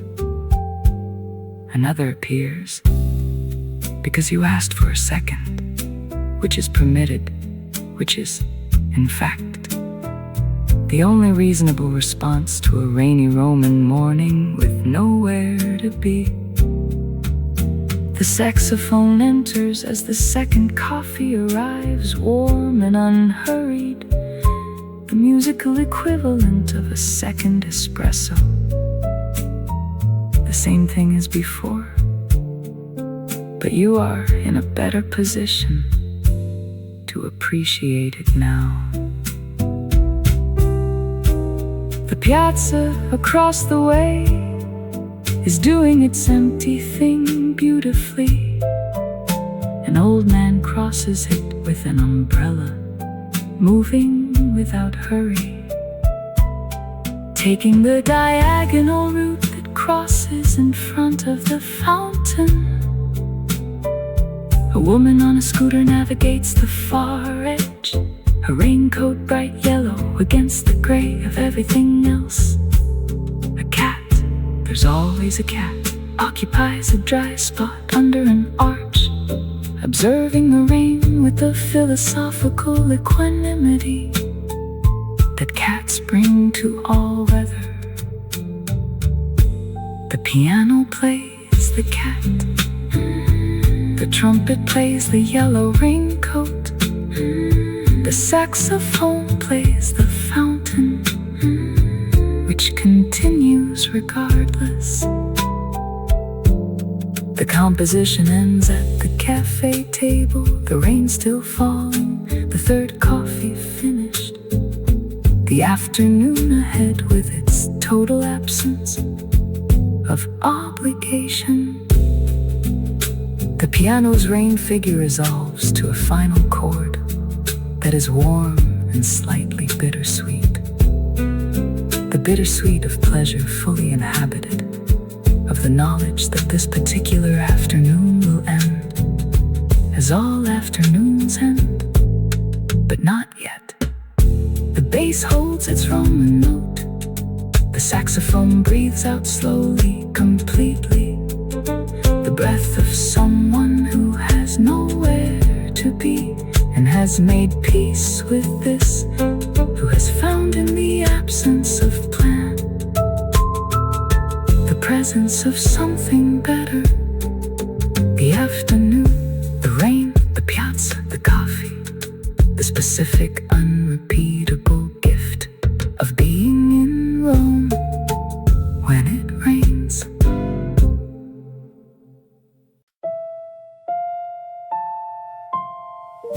The sun reaches the horizon at the precise moment the wind stops. You notice the wind stopping first, the slight chill of it on your face, and then suddenly the absence of chill, the air going still and warm around you,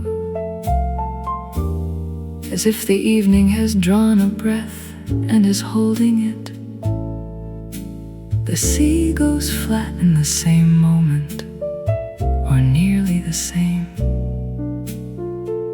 The small waves that have been running all afternoon, subsiding into a long, low swell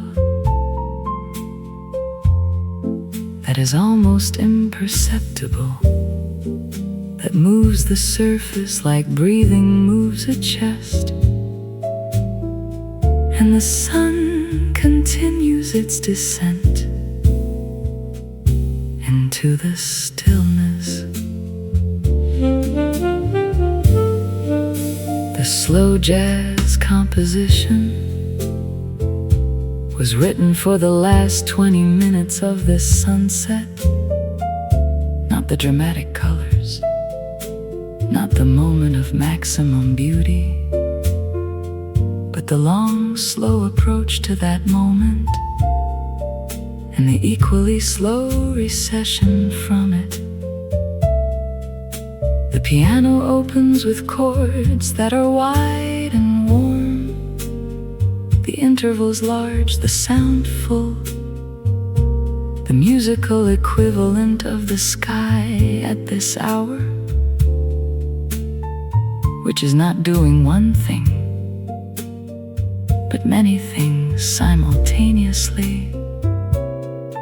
Still blue in the east, orange in the west, the colors moving through the middle registers of the spectrum, in a gradient that has no edge, no boundary, only gradual transformation. The base is the sea holding the reflection, deep, still, perfectly receptive. The sun flattens as it approaches the horizon. This is an optical effect of the atmosphere, the light being refracted and the apparent shape of the sun being compressed as it passes through more and more air. But it looks like something deliberate, like the sun preparing itself, settling into its final form. The saxophone enters here, and it plays the flattening, the slowing, the sense of time behaving differently in the presence of something beautiful that is also ending. Time always slows near beautiful endings. The body insists on this, refuses to let the moment pass at its ordinary speed. The sky in the west is extraordinary now. The colors have moved through orange into something approaching red, and the clouds that have been invisible in the afternoon glare are now lit from below in shades that have no names precise enough to be useful. The sea holds all of it, the red, the orange, the deepening blue of the sky at the zenith, all of it inverted and slightly trembling in the long swell. You are standing between two skies, the real one above and the reflected one below, and the sun is setting in both of them simultaneously. The sun touches the horizon. The composition slows to its most deliberate pace. The piano plays single notes now, widely spaced, each one the color of what is happening. The bass holds a note that is the color of the sea at this moment, dark and warm and full of reflected light. The saxophone plays the sun going down, a long descending phrase that arrives at its final note at the exact moment. The moment is felt rather than calculated. The last sliver of sun disappears below the line where the sky meets the sea. Silence, and the piano plays one last chord in the afterglow. Then the bass releases, and the sea holds the colors alone, without the music, as the sky slowly darkens, and the first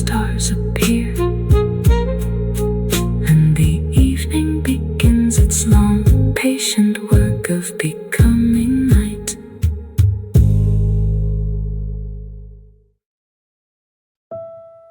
You notice it without meaning to. A lit window in the building across the street, and in that window, a silhouette. A person standing or sitting, their shape defined entirely by the light behind them. You cannot see their face, you cannot know their name, their age, their mood, the specific weight of whatever they are carrying tonight. You only have the shape of them against the light, and the fact of their being there, awake at this hour, on this night, as you are awake, and they're on yours. The slow jazz composition begins with this image and stays with it. 2 points of light and consciousness separated by a street, and an unknowable distance of private experience. The piano opens with something sparse and wondering. Single notes in the upper register, widely spaced, like lights seen from a distance. The bass provides the ground, the street between you, the city beneath you both. The shared infrastructure of this moment. The brush drums are barely there, just the suggestion of a pulse, the reminder that time is passing even in stillness. Who are they? The mind moves toward story automatically. A woman who cannot sleep, standing at the window with a cup of something warm, looking out at the same dark street you are looking at. A man who has just ended a phone call and is standing in the aftermath of it, not moving yet, still inside the conversation.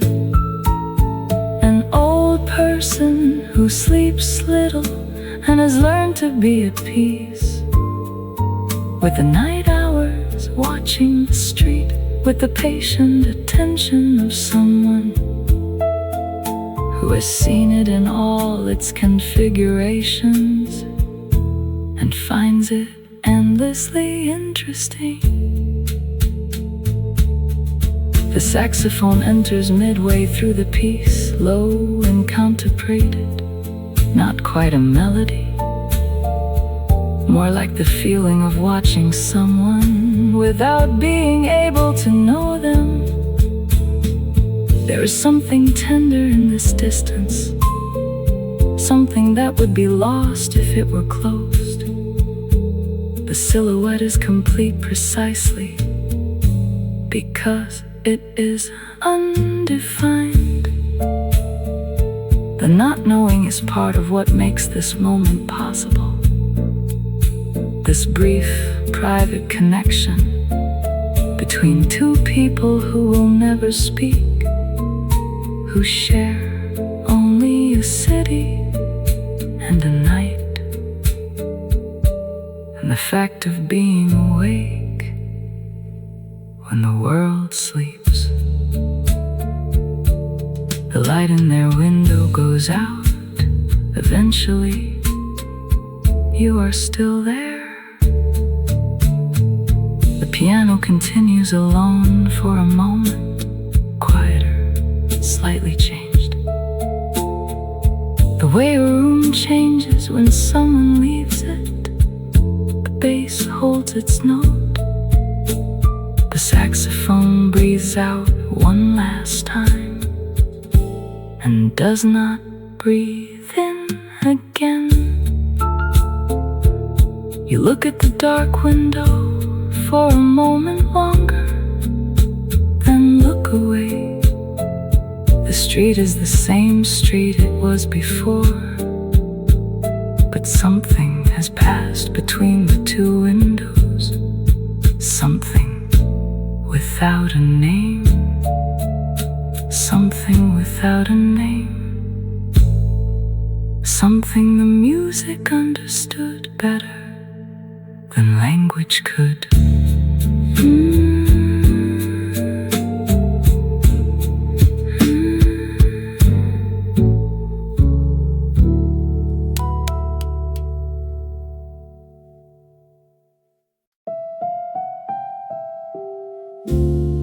You see it from the train, a single tree in the middle of a large white field, equidistant from every edge, perfectly centered as if placed by a deliberate hand, or as if the field grew around it with a kind of reverence, leaving it alone in its space. The tree has lost its leaves entirely, as all trees in this landscape have. But where the other trees, the ones at the field's edge, the ones in the windbreaks, form groups and share their bareness with company. This one stands entirely alone, its branches reaching in every direction, with a complete democracy of a thing that knows it has room, that has never needed to compete for light or space, or the attention of the sky. The slow jazz composition opens with a single piano note, and then silence, and then another note, and then a longer silence. The musical equivalent of a lone tree in a field of white, of a form so isolated that the space around it becomes as present as the form itself. The bass enters eventually, very low. The ground beneath the snow, the frozen earth that still holds the trees, roots in their permanent grip. The brushed drums are the snow, not falling, but having fallen. The absolute whiteness of a field after a heavy snow that has been undisturbed, that holds the impression of nothing except its own surface. What is the solitude of a tree? The question is not answerable in literal terms. A tree has no interiority to be solitary in, no consciousness to register the distance between itself and the nearest other tree. And yet the image of the lone tree in the white field carries a charge that is not merely visual, but speaks to something in human consciousness about isolation and sufficiency, and the particular dignity of the thing that stands alone, not by choice but by circumstance, and stands fully nevertheless, branches spread, roots deep, entirely itself. The saxophone enters in the middle register, playing something that is not sad, but is serious. Music that has the quality of winter itself, stripped down, reduced to essentials, without the ornament that other seasons permit. The melody is simple and unhurried, and does not try to resolve the feeling it is playing, only to play it honestly, The piano accompanies it with chords that are wide and cold, the intervals large, the harmonics open. This is winter music. This is the music of a landscape that has been made essential by cold. The train passes, and the tree recedes and then is gone, and the white field continues without it. And eventually the field gives way to a town, and the town gives way to more fields, and the landscape continues in its winter way, flat and white and precise in its bareness. The composition ends after the tree is out of sight, the piano playing its wide, cold chords, the bass releasing its final note into the silence of a frozen field, the saxophone holding its last tone until it is indistinguishable from the white silence of the winter landscape, until the music and the silence are the same thing, which is where all good music eventually arrives.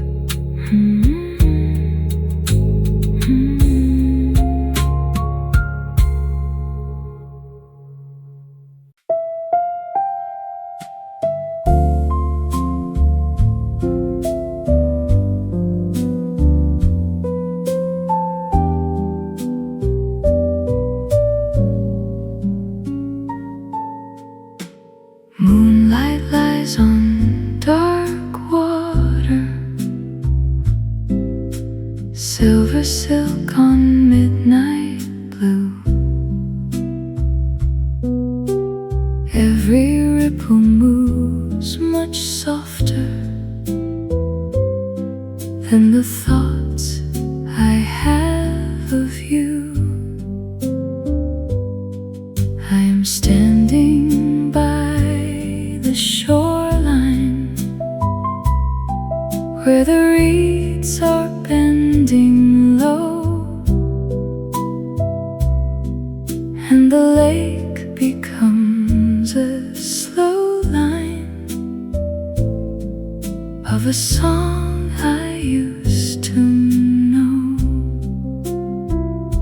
The night is wide, the stars are few, the quiet tide is singing through. Moonlight on dark water, hold my heart and let it be. Carry every restless whisper to the middle of the sea. Moonlight on dark water, soft as velvet, deep as wine. In your silence I remember how to leave the hurt behind. There's a cabin light behind me, there's a cup still on the sill. There are little stars that find me when the whole wide world is still. The piano from the parlor drifts across the open door, and the bass below it darker finds a calm I'm looking for. The branches sway, the shadows sleep, the night can say what hearts must keep. Moonlight on dark water, hold my heart and let it be. Carry every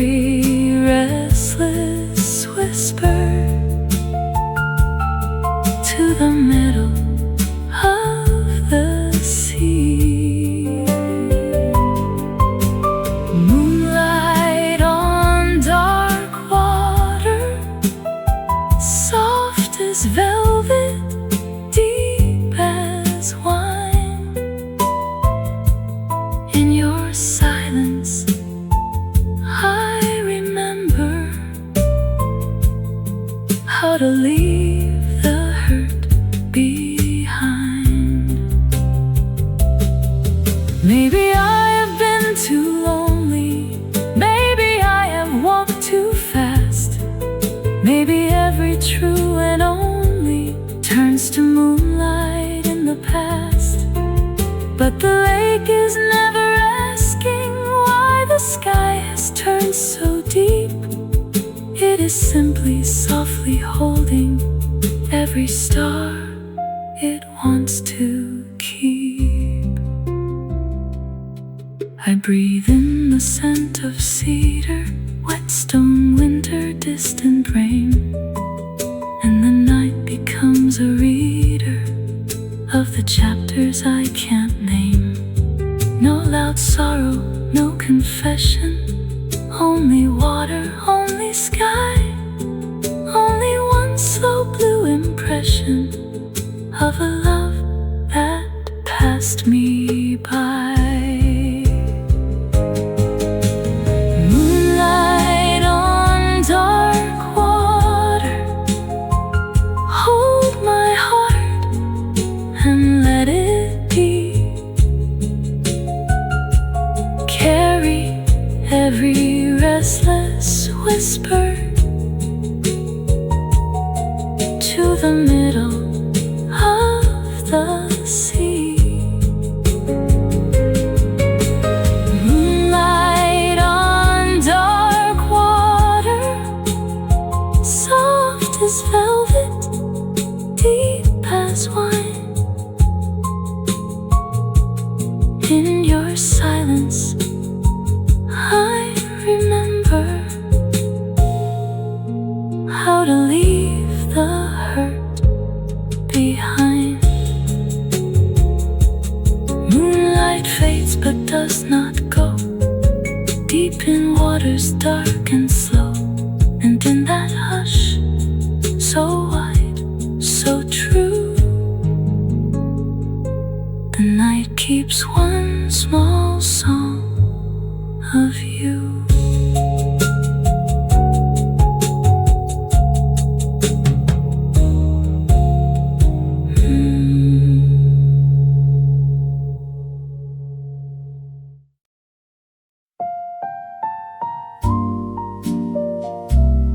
They do not do it for an audience.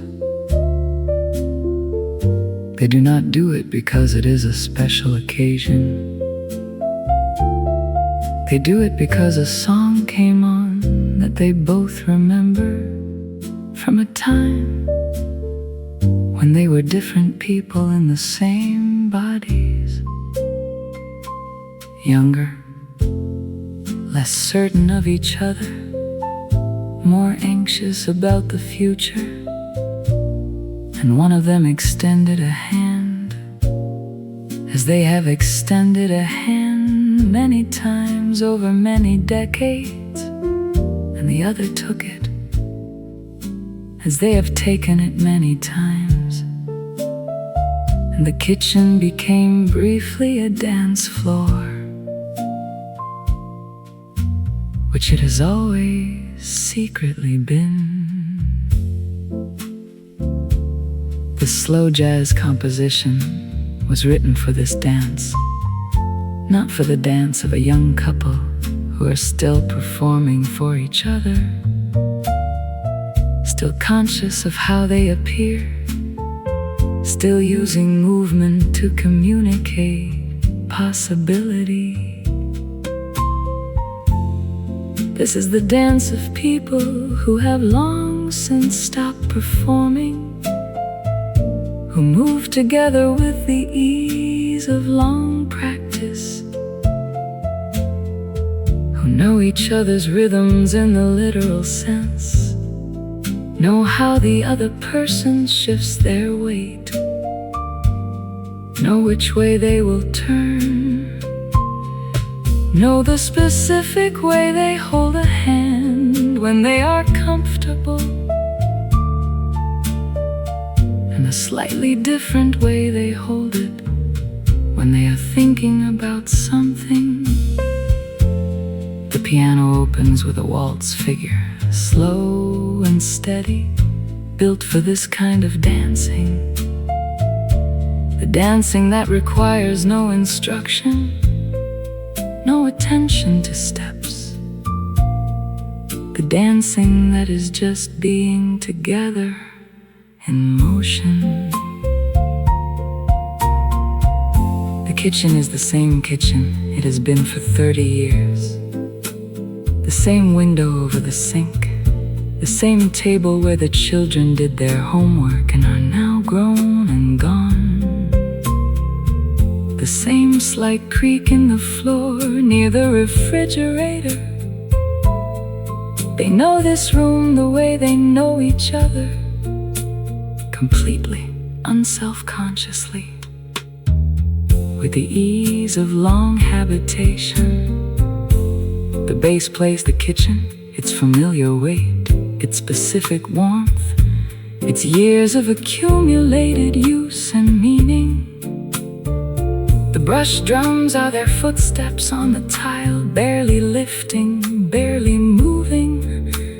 The dance small and contained, and entirely sufficient. She rests her head against his shoulder.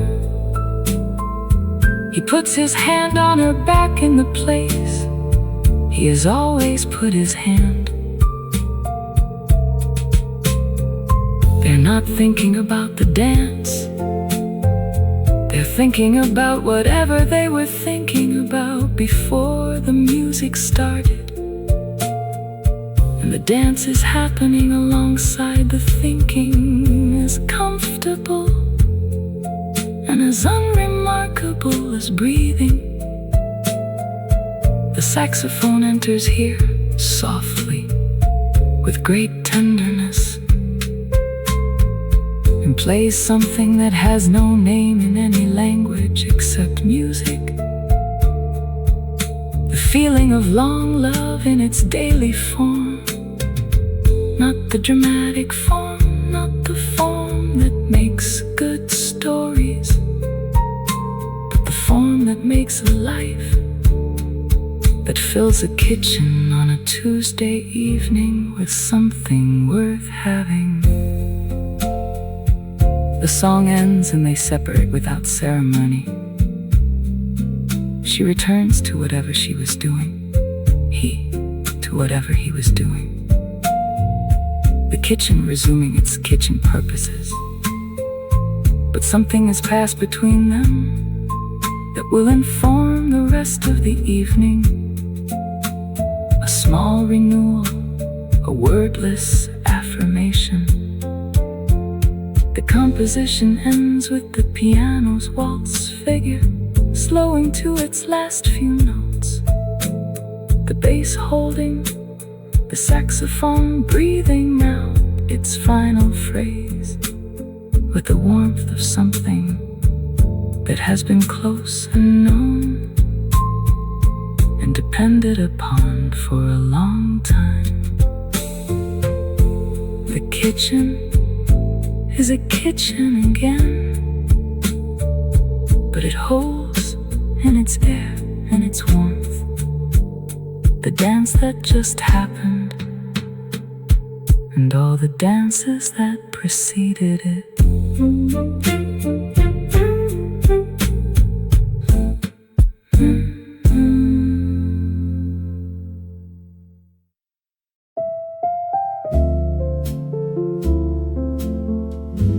This is the hour when the bar belongs to no one and everyone at once. The last call was made an hour ago, but a few remain, not because they have nowhere to go, but because they are not ready to go there yet. The bartender wipes the counter in slow circles, not looking at anyone in particular. The bottles behind him glow amber and green in the dim light. The music on the speakers is low, almost inaudible, but it is there. A saxophone, a piano, a brush on a snare drum, a bass note that holds the whole room together like a nail in old wood. This slow jazz composition is built for exactly this moment. It begins with the piano, 3 chords repeated, slightly different each time, like someone turning a thought over and over in their hands. The bass enters like a man settling onto a stool, unhurried at ease. The saxophone follows, and it sounds like everything you meant to say tonight, but did not sad exactly, more like honest. The kind of honest that only comes after midnight, when the performance of the day has finally been set down. The man at the far end of the counter is on his 4th drink, but he is not drunk. He is thinking about a conversation from years ago that he keeps returning to, about the version of himself that made a different choice, about whether it matters. The bartender refills his glass without being asked. A small act of recognition, of being seen, of being known, is worth more than any conversation. The saxophone phrases it perfectly, long notes, unhurried, full of the weight of unexpressed things. A woman sits 2 stools away, her coat still on. She came in for 1 drink and stayed for 3. She is not waiting for anyone. That is the thing about 3 in the morning. You stop pretending you are waiting. You are simply here, present in the amber light, breathing in the smell of old wood and spilled spirits, and something that might be loneliness or might just be solitude, depending on how you hold it. The piano slows, the bass finds its final note and stays there. The saxophone breathes out 1 last phrase, a question with no answer, which is the only honest kind.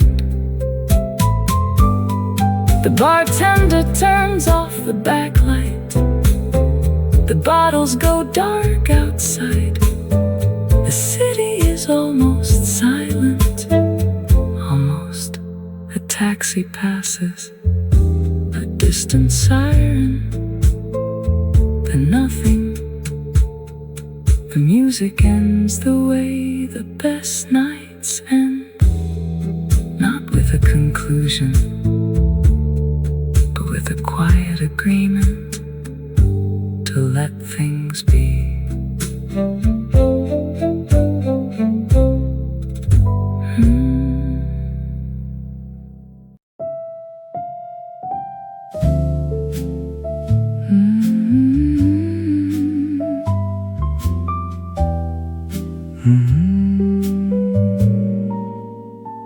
The house house is still completely dark,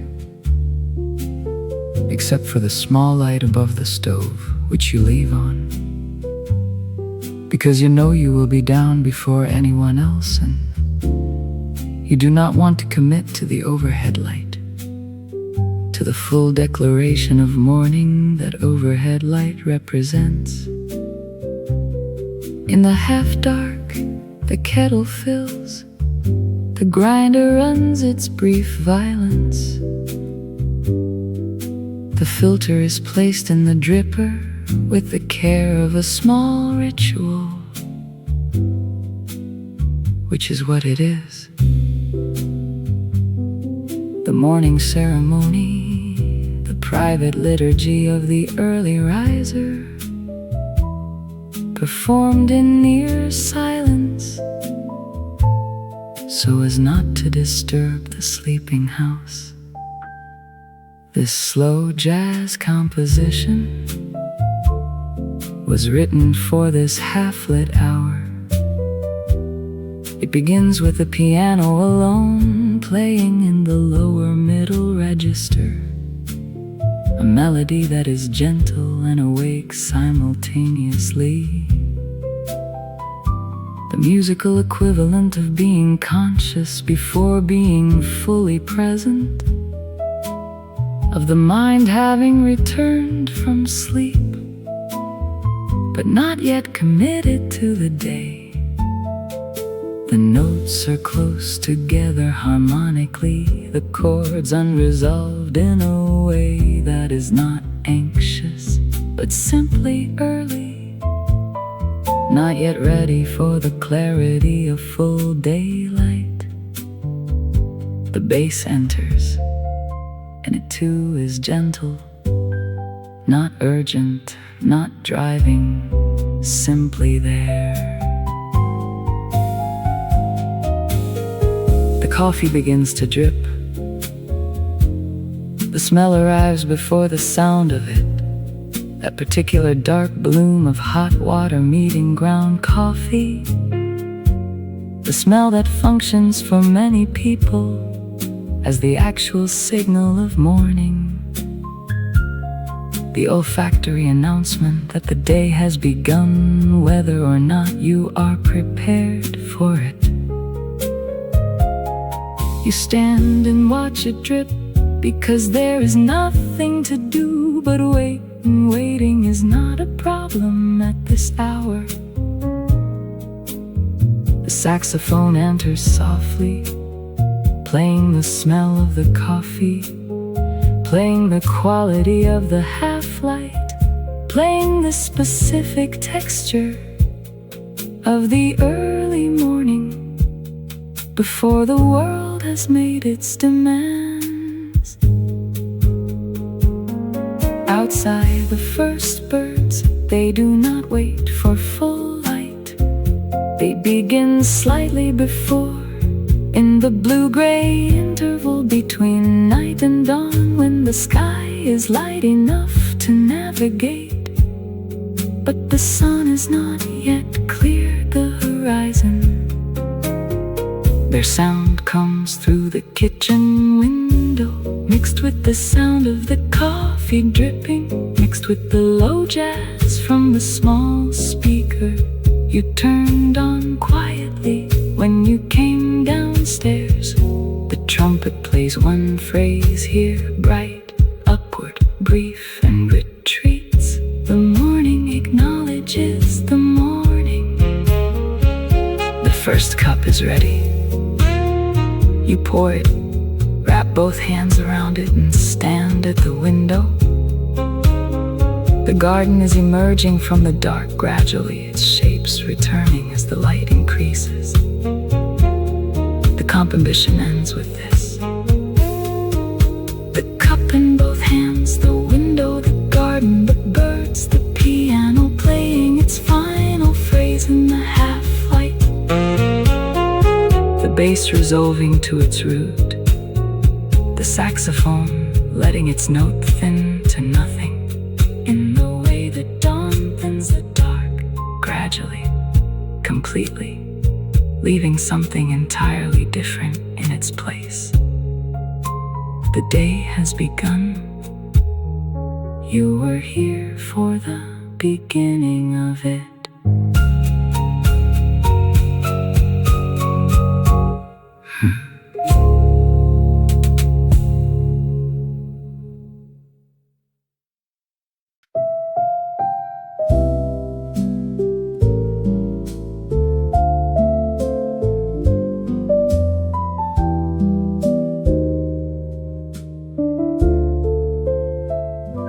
The river wears the sunset like a shawl.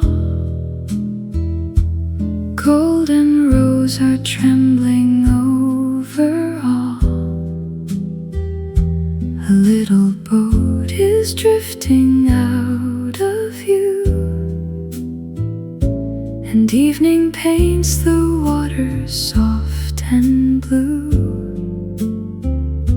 I sit beside the bank with folded hands, watching light dissolve in amber bands. The day has spent its coins of fire and flame, and leaves the sky whispering your name. The current knows how to let go. It never slows, yet moves so slow. Sunset over the quiet river. Take my worries, make them shimmer. Carry them where the waters run, out beyond the fading sun.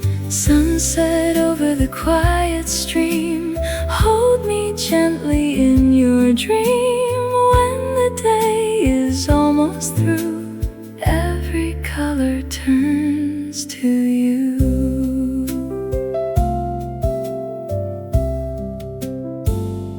The willows bend to hear the evening play, a soft piano from a cafe far away. The bass is like a boatman's steady oar. The brushes kiss the rhythm on the shore. A pair of birds are crossing through the light, like little notes that float into the night. And I remember all the times we stayed to watch the river take the gold away. No need to speak, no need to try. The river keeps the open sky. Sunset over the quiet river. Take my worries, make them shimmer. Carry them where the waters run, out beyond the fading sun. Sunset over the quiet stream. Hold me gently in your dream. When the day is almost through, every color turns to you. Maybe peace is not a place. Maybe peace is evening's face. Maybe love is a light that flows even when the daylight goes. Maybe every heart can learn how the gold does not return, yet it leaves a warmth behind, deep within the watching mind. The lamps along the bridge begin to glow. Small yellow flowers in the undertow. The first star lifts its quiet silver head above the river, turning into bed. I take my coat and walk the gravel lane.